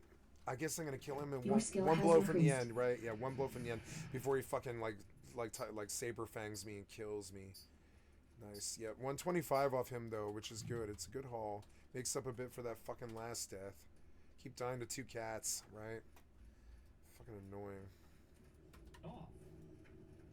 It destroys the integrity of the game. Ban GDKP, it won't matter. Then people just roll and then trade it for real money. It won't. Yeah, you'll never stop them. Yeah, you need to just embrace it. Yeah. Like, there's no GDKP. Like, you could ban them all, but then you kind of like alienate a ton of the people who like your product and stuff. Why not just let them do it? Let them RMAH and stuff. Don't let them bot ever. Don't just ban all the bots, but do let the RMAH. That's what they actually want from you. They're botting because they know that they can do that, you know, but if they were able to just sell the shit that they work for on the auction house for real life money, they wouldn't fucking run bots, you know. Ishnu Dal Diem. In retail, and people are buying gold like crazy. That's not the point. Like, let's go, yeah, like this, you know, I like the train of thought that this kind of brought up. I haven't looked at RMT in a real way in a little while. What is RMT in 2023 look like? Is it gacha games? Yeah, MMO, RMT, MMORPG, RMT news, right? Like, yeah, in 2023.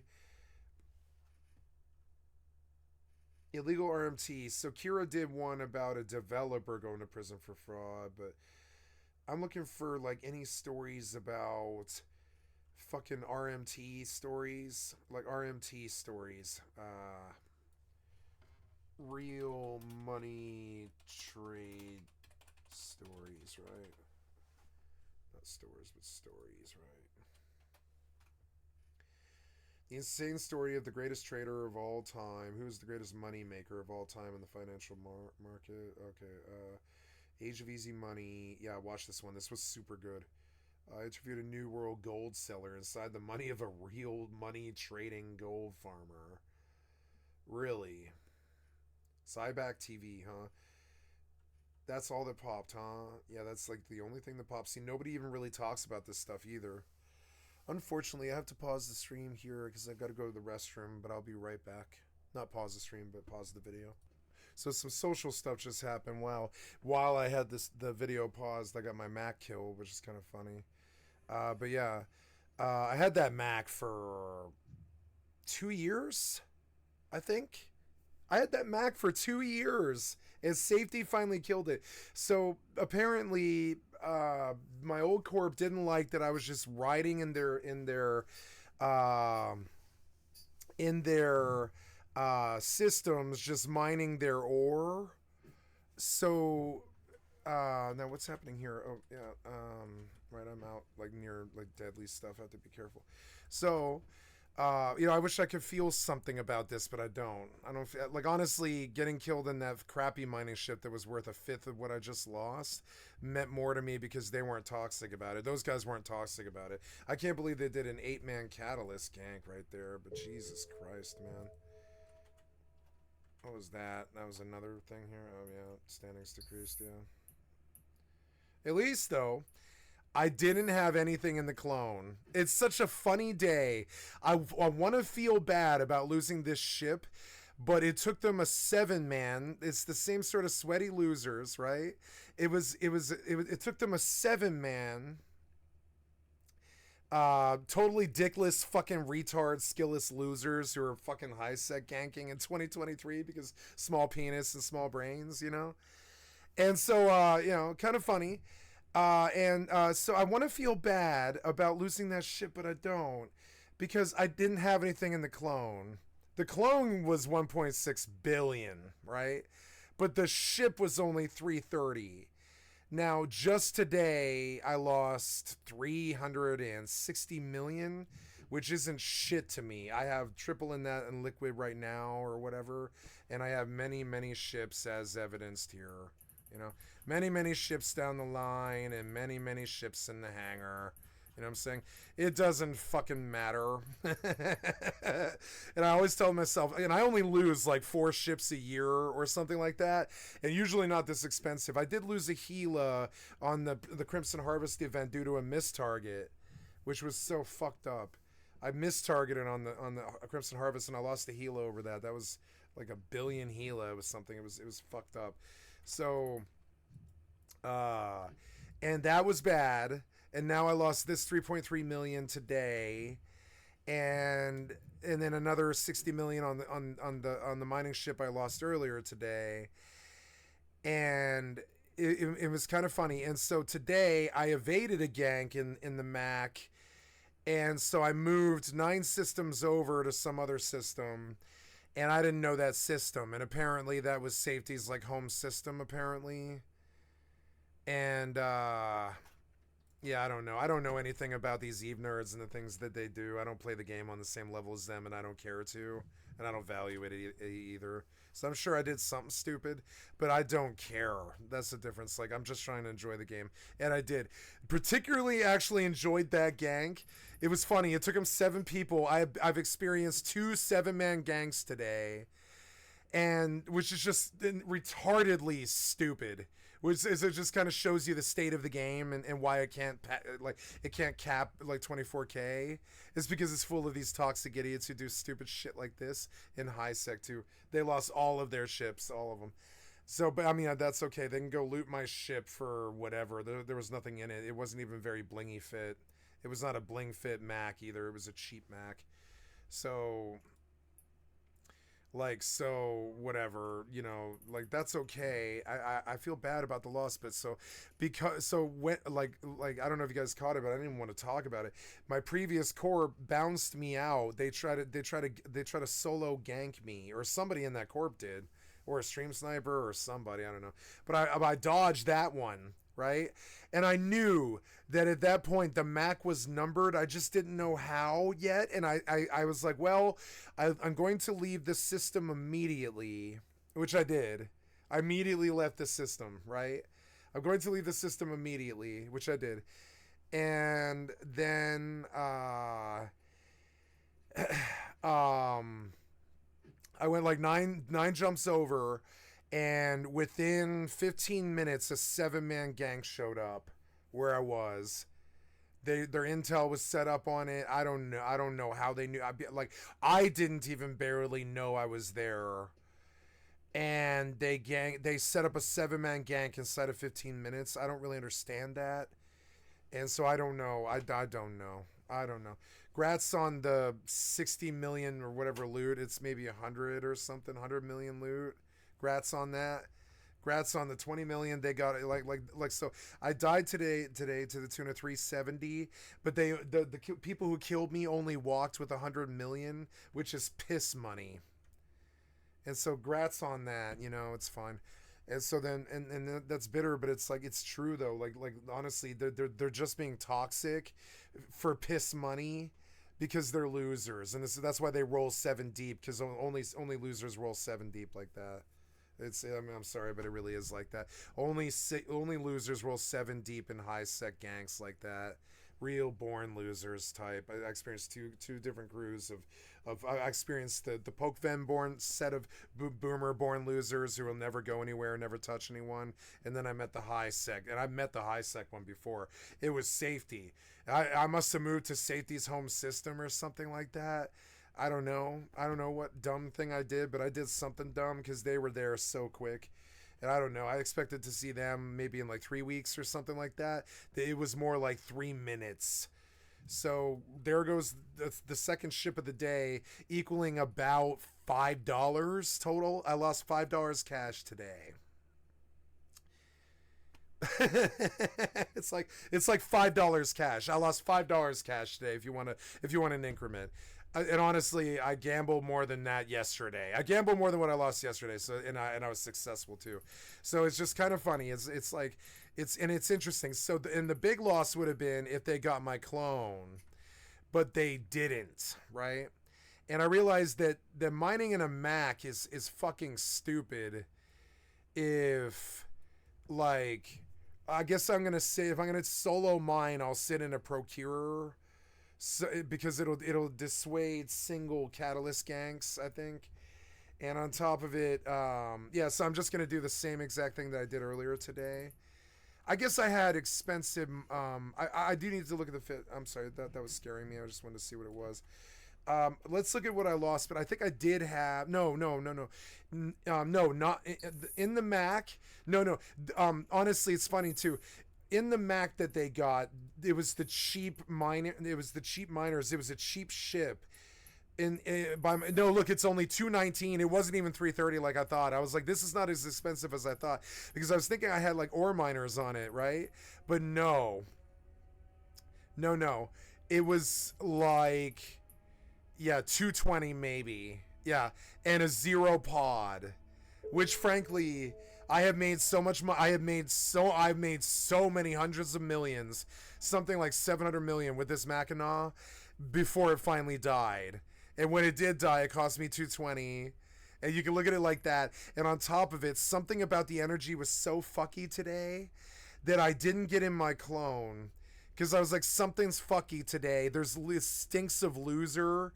And I even went out to nullsec today because I was like, something's weird. The energy's weird. I'm not gonna sit in my normal. I picked up on the ganks. I picked up on the gank that they were planning in the system that I was in because of my old corp. I picked up on it. I can't believe. Also, I lost like XP in Final Fantasy 11 because I was worried about the gank in EvE, which is kind of funny. That's probably how I'll lose a WoW. I'll lose this rogue, and that's how I'll lose my rogue too. It's funny. So I got greedy. I must admit it. I got greedy, and I was mining in a Mac, abusing a social situation that eventually somebody there didn't like. I was using their protection to mine in a Mac for Mackinac, which is an expensive like exhumer. Like you saw, it's $220. No, I mean it's not expensive by real standards though. It's like $5. Or not even, no, it's like $2, like $2, and it's $2.20 basically. So yeah, so I'm supposed to feel bad about this, but I don't. I literally don't. I have in my wallet $100. I can go recover from this loss 20 times if I wanted to, but I'm not going to. I don't need to do that. I have the money from the loss and all this. And this is how you should look at loss in non-consensual PvP games like this, especially if it's 7-man gangs like this. It's just them being toxic. You got to accept that it happens once in a while.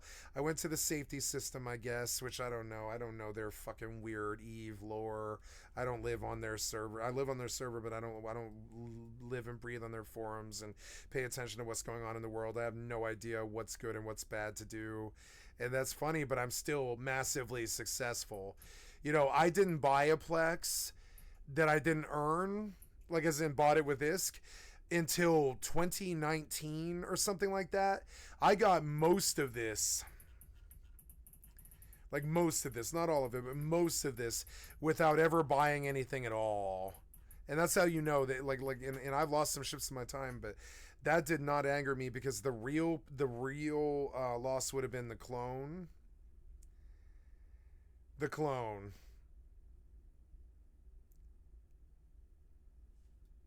And they thought it was going to be funny. It wasn't funny. They got 220 and they lost all 7 cats. And, well, no, they might not have lost the cats. Maybe not, actually. I don't know. I don't know what they do.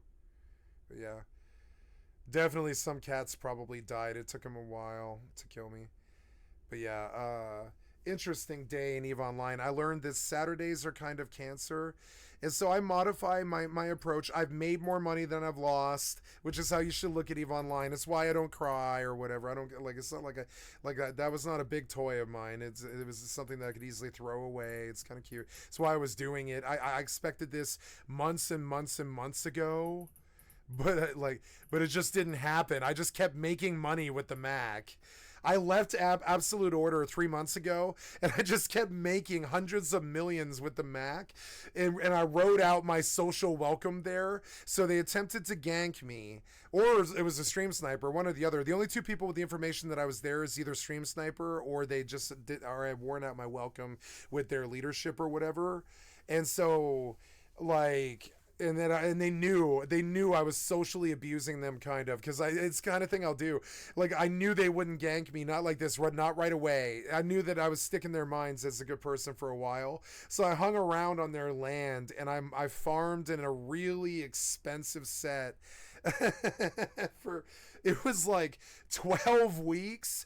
And then something happened with the energy today where I was like, I'm jumping out of my clone and I'm going to go do a nullsec journey as an excuse to jump out of my clone. I'm going to go do faction warfare because I have a bad feeling that I've been in this Mac for too long. I didn't know what it was until it happened. I didn't know what the feelings were. I just followed them. And I got out of my clone for some reason. I was like, I'm going to get out of my clone. I don't know why, but I feel like I'm going to lose it. And then I was absolutely going to lose the clone. If I wasn't going to lose it there from the single cata ganker, I would have lost it after I moved to where I got the 7-man in high sec, which to me is just fucking foul. Fucking foul. So you can be to see the strategy that I was using to just milk like 4 times I milked 4 times the cost of the ship, right? And on top of it, I believe they gave me that ship. They gave me that Mackinac, I think. Yeah, they did. They gave me that Mackinac. I got that Mackinac for free from them. I did. I got that Mackinac for free. I forgot about that. I got that Mackinac for free. That's probably why they tried to gank me. Maybe in the first thing, whoever gave me that Mac probably tried to gank me back for some of the money back, because they were like, Jesus Christ, this guy played us. He came up, he mined with us for like 18 months or something, and then or whatever. No, it wasn't that. It wasn't that long. It was like 6 months or 7 months or something like that. Then he left the corp because he wouldn't follow the absolute orders, and we can't have somebody not following orders in a corporation called Absolute Order. This is my life. By the way, my real life is often like this too. So, okay. So I sit around on the land. It's a funny story. That Mackinac comes with a cute little story. So I sat around on that land for 12 weeks, I believe it was. It was like 10 to 12 weeks, something like that.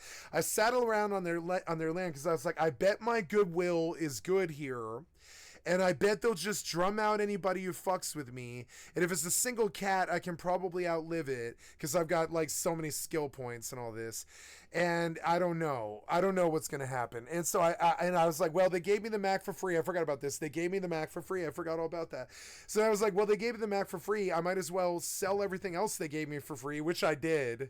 I sold everything they gave me for free, and it added up. It was like 500 mil or something, and free ships and stuff they had given me in contracts. I don't like acting like this, but I do have elements of this in my nature. When people are being stupid around me, I kind of like just take their shit. You know, I'm sorry if you're being stupid. I'll take your shit, not like steal from you personally, but it's just kind of funny. I'll take advantage of you in a way where I didn't take anything from you except your goodwill. That's it. I burned almost everybody I know's goodwill. I would say I burned goodwill, kind of like Better Call Saul or something like that. I live with you. I make you love me long enough for me to burn the will with you and get what I want from you or whatever. It's one of the reasons why I don't get married or like go chase like more women than I already do. Because I'm just like, yeah, I know what it's going to be. I'm going to look for an advantage. I'm going to use it. And then when it's not fun anymore, I'll just get bored. I know it's just like dumb. I know I'm so bad like this. So to finish the EVE Online story, so I take the Mac and I farm all day, not every day, but I took like long breaks in there for 12 weeks in there. I think I did take like a 3-week break and a 2-week break or something like that. But for a lot of it, I did kind of sit there and mine at least once a day. And I pulled out like, I think 800 million out of there, out of the Mac that they gave me for free. That pissed off App Order, or it pissed off somebody in App Order, or it was just some scrub trying to kill me. I don't know. You never really know. The guy didn't say anything. I have no idea, but he was App Order, so I assume it was some kind of organized gang from App Order. So I moved the Mackinac 9 systems over, and I encounter a 7-man inside of 15 minutes who killed the Mac. You can see how the energy of the Mac was jaded. I picked up on it, and I also was in a dead clone both times that I lost ships today. And normally I would have lost 1.2. No, what? Yeah, 1. No, with the ice harvester, it's and the it's like 1.6 billion, I think. I still have the clone. I'm so good at mental energy, and I don't like calling it magic or whatever it is, but like I'm so good at the force or whatever it is that it's hard to run stupid plays on me. It's never been. I would say this is something very true. It's hard to run stupid plays on me. It actually is. It's hard to do it because I'm either too innocent to fall victim to it. And I'm too Asperger's innocent to fall victim to it in a way where I feel like I've been a dumbass or something like that. Or I'm just better at being a bad person than them. And so when the energy got jaded, I moved the Mac. I shouldn't have moved the Mac. I should have sold it. In the future, when the energy goes bad, I used to do this a lot, actually. I would liquefy. In EVE Online, when the energy got bad, I was there for about 5 different corps. The energy got bad. And what it did, I liquefied everything in it and left the system. Because you can see, when it starts to go bad, you can tell the non-consensual people, they turn and eat each other. They do. They just, and this is not the first time, by the way, that safety has got me. I have an old, ancient history with safety. They know my name. Oh, no, yeah, they know my name. They've got a file on me. They pulled like 25 ships off me or something like that. Safety has killed like 25 of my ships over the last 11 years or something like that, because they know that I'm a serial high-sec miner who always pulls out more money than I lose.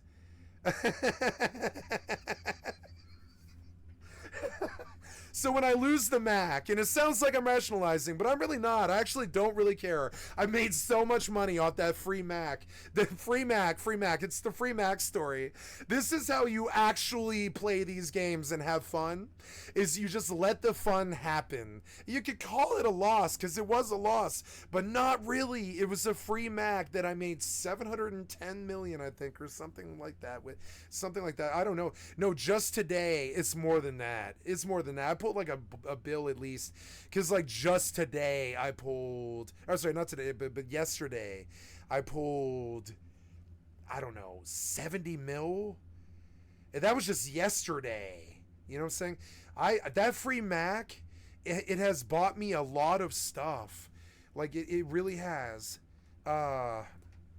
It's a shame I lost it.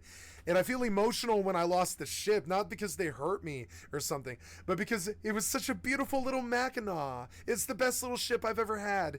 It paid for itself so many times. 5 or 6 times it did. And the only reason it paid for itself is because I had the protection of absolute order, but I didn't want to bow to their absolute order, and I actually did something that probably a lot of the other guys in that corp actually really didn't like, which is when they told me to obey an order, I absolutely said no, and I G-quit. The minute they actually gave me any order at all, and this is that thing, I try to tell people on the stream all the time, you can't tell me what to do. I'm just gonna sell the assets and leave the neighborhood. I'm serious. I'm one of those. I'm like Neo. I don't take Trinity. I don't kiss Trinity or whatever and get the weird like bug out of my belly button. I go out. I'm like Neo. I go out down the dark rainy road and I say peace, fuck you. I do every time, and I don't let them suck me in, because how they really win is if it emotionally affects you, right? It's actually very funny. So like, and I was not emotionally affected. I was emotionally affected today at the toxicity, but I was not emotionally affected by losing the Mac. The Mac is a beautiful thing. It brought me such beautiful money. Oh well, and it lasted, that Mac. It didn't last 2 years. It lasted 5 months, something like that. 5 months. 3 of which I wasn't even in the corp anymore. And when I was in the corp, I used that Mac to make like 2 bill or something like that. I was running ice harvesting ops every day for, I don't know. So these guys, they didn't like, so then they gave me an order. They were like, if you want to be in this corp, and you want to run ops with us, and you want to be with us or whatever, you want to fuck, right? You have to block the corp chat. And I was like, absolutely the fuck not. No. And they were like, you are not compatible with our guild. And I was like, that's fine. Yeah. Goodbye. And I G-quit. Like immediately I was like, yeah, see you guys. Love you. Bye. I was in the Discord with them and I was like, G-quit, bye. Or whatever, corp leave. Because this is that thing. The minute that they have you emotionally, the minute that you want something from them, the minute that you're disappointed, the minute that you feel like it went badly and it's because of your fault or something like this, but it wasn't. None of this was my fault. It was them trying to control me. It's them trying to hunt me. It's them trying to treat people like shit in Pokeven and treat them like shit in high sec. It's me in the expensive ship, but taking it to the ghetto essentially and getting shot immediately. And it's just kind of funny. It's a funny life, but I loved every second of it. And the Mackinac, I really just don't feel, I really feel that I did renew the insurance. I know I did because it's expensive. The insurance on a Mackinac is $22 million. I renewed the insurance on that Mackinac 3 times. I definitely did. That's 9 months. I had that Mackinac like 9 months. It has been definitely since winter. It has been like since winter I've had that Mac. It's when the ship is worth 150 million. In this case, it was like 220, right? When you have 15 cents and it makes you like $3, you actually really don't mind when you lose the dime and the nickel, because you're like, the 15 cents made me $4. It did. It made me like $4 over the 9 months that it was there. That shit made me so much money. And so it's funny to see it go, but you got to tell the story when it does, because the ship has, it's like, that ship has more history than most of the noobs that killed me today. It's truth too. That ship is older than some of the noobs that killed me today. Oh well. I guess I'll pick one of the other, oh god, 90 ships that I've got. Saying, like, sure, not all of them are very expensive, but I mean, like, it's like 2 billion in ships. I guess I'll pick one of the 4 Kikimoras and take it out or something. I mean, I don't know. So honestly, we also say thank you for giving me a reason to do something else, right? It's a cute little story. I like it. It reminds me of, like, oh yeah, I have surpassed 12 hours, but I'm gonna go 14 on Saturday night. It is currently 2 in the morning. I think I will go longer. I will go another hour. But yes, obviously you can see it's Saturday night. I'm tired. I've been working too much and I've been making mistakes. I lost, I don't know, 370, and I'm not proud of that, but honestly, that's piss. It's piss money. It's piss money in Modern EVE. That's not, it's like saying I lost a couple of cloth kits and a SAR. It's really just, it's like piss money. It's not really real. So, yep, and now I think about, so okay, I got ganked, got my heart broke, it's okay, it happens, you dust yourself off, you get back up, you tell yourself a positive story about what happened while you had that kit, or you had that ship, or what the ship or the kit brought you, and you think fondly about the beautiful gun that you lost, and you think about the tallies and marks on the gun barrel that you had off of it, and you think, oh, I loved my AK, but there's many AKs in the ocean, and I can produce an AK right now. Who the fuck cares, right? That's what you say. You don't say, oh, it was so bad. I mean, the toxicity should make you rage, but the fucking loss should not. The loss should never make you rage. If you don't have the control, you have let anger control you, and anger and fear leads to the dark side. Anger and fear lead directly to the dark side, right? Why the 7-man gank wants me to rage? No. The Mackinac brought me like, it was like 3.2 billion. I don't know what the fuck it is. It's something crazy. It's like 3.2 billion. It's like, so what I don't know. I guess so now we adapt the strategy from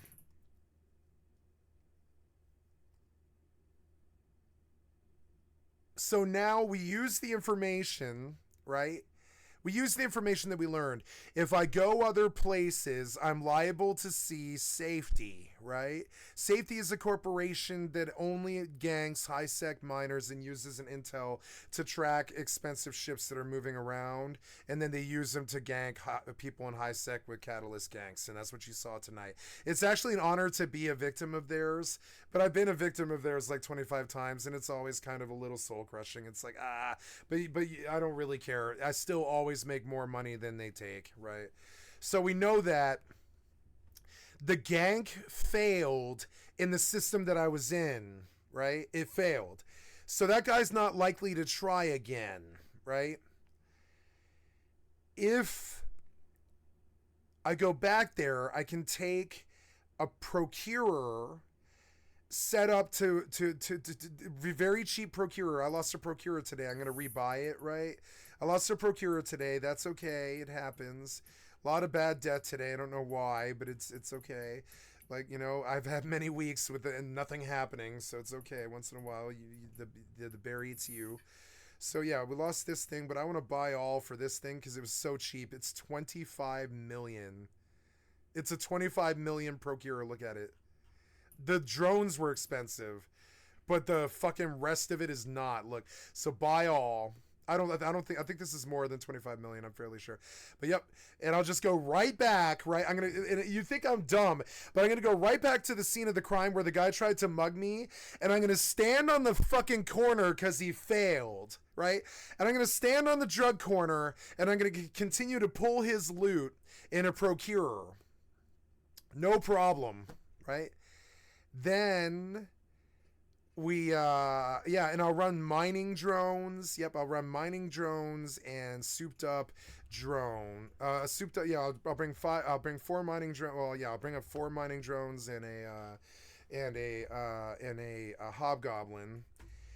Federation hobgoblin here. So we don't really want to buy 5. Well, maybe we do. Do we? I don't. Yeah, we do. We want to buy 5 of these. But I want to put mining drone 2s into the procurer. Yep, we have a warp core stabs in there. A warp core stab 2 as well, right? So on top of it, the cat tries to prevent you from leaving, but the warp core stab will work. It'll get you out of it. So and then it's got all this effective EHP and it's dirt cheap. It's 75 million, right? There it goes. Buy all, right? I love buying new ships. It's a reason to buy a new ship. They broke my heart. They took my 220, so I'm going back out to the battlefield with something that's half the price, but I'm still going to make the same money. And the same ganker is going to think to bang me again, but I'm going to be in a even thicker ship this time that's a third of the quality. That he's just going to be like, fuck, it's not even worth it. It's not worth the time or whatever. And I'll pull the same money out in the next 4 days. I'll pull the money that I lost today on the Mac in the previous procurer. And on top of it, I learned a lot of things about my enemies. I know it sounds like bullshit, but I did. I learned a lot of things about what I was likely to see in there if I continued doing what I was doing, what I was likely to see out there if I went out there. But now they can't stop me. It's a free universe. I can go right exactly back to the old Corp Holdings and defy that asshole. And if he pops me, who the fuck cares? I don't care about that. If he pops me, I don't care about that. I don't care about that. Like, honestly, like he can't single pop me in a procure. I don't think he can, but it's not worth his time. So, but anyway, so I'm not going to go back out again tonight because it's, oh, well, yes, I will. Yes, I will. No, why does this buy order seem funky? Yeah, buy it. I mean, okay, I don't know. So we go here and we go fit out a procure. I'm learning that I can't be rolling in it's like high sec gank season. So I can't be rolling in these expensive ships. It just drives them crazy. It's like having a red flag. You have like a mink coat in the ghetto, and I did this safely for like 12 weeks, but I can't believe how long I did it for before the inevitable gank finally hit. And honestly, it was a gank that came because I had to move, because the gank that did come, I dodged. So, you know, there we go. Just talking about battle strategy and what I'm thinking and stuff. How to survive as a solo player. You have to accept that losses are going to happen because you just don't have the kind of support that these guys do. But you are always going to have more than they do. Look, I like, if they have to roll with those crews, they make way less money. They really do. So like look, like I do better. So we go out with the Procul Harem, which is like, I'm looking for a procurer.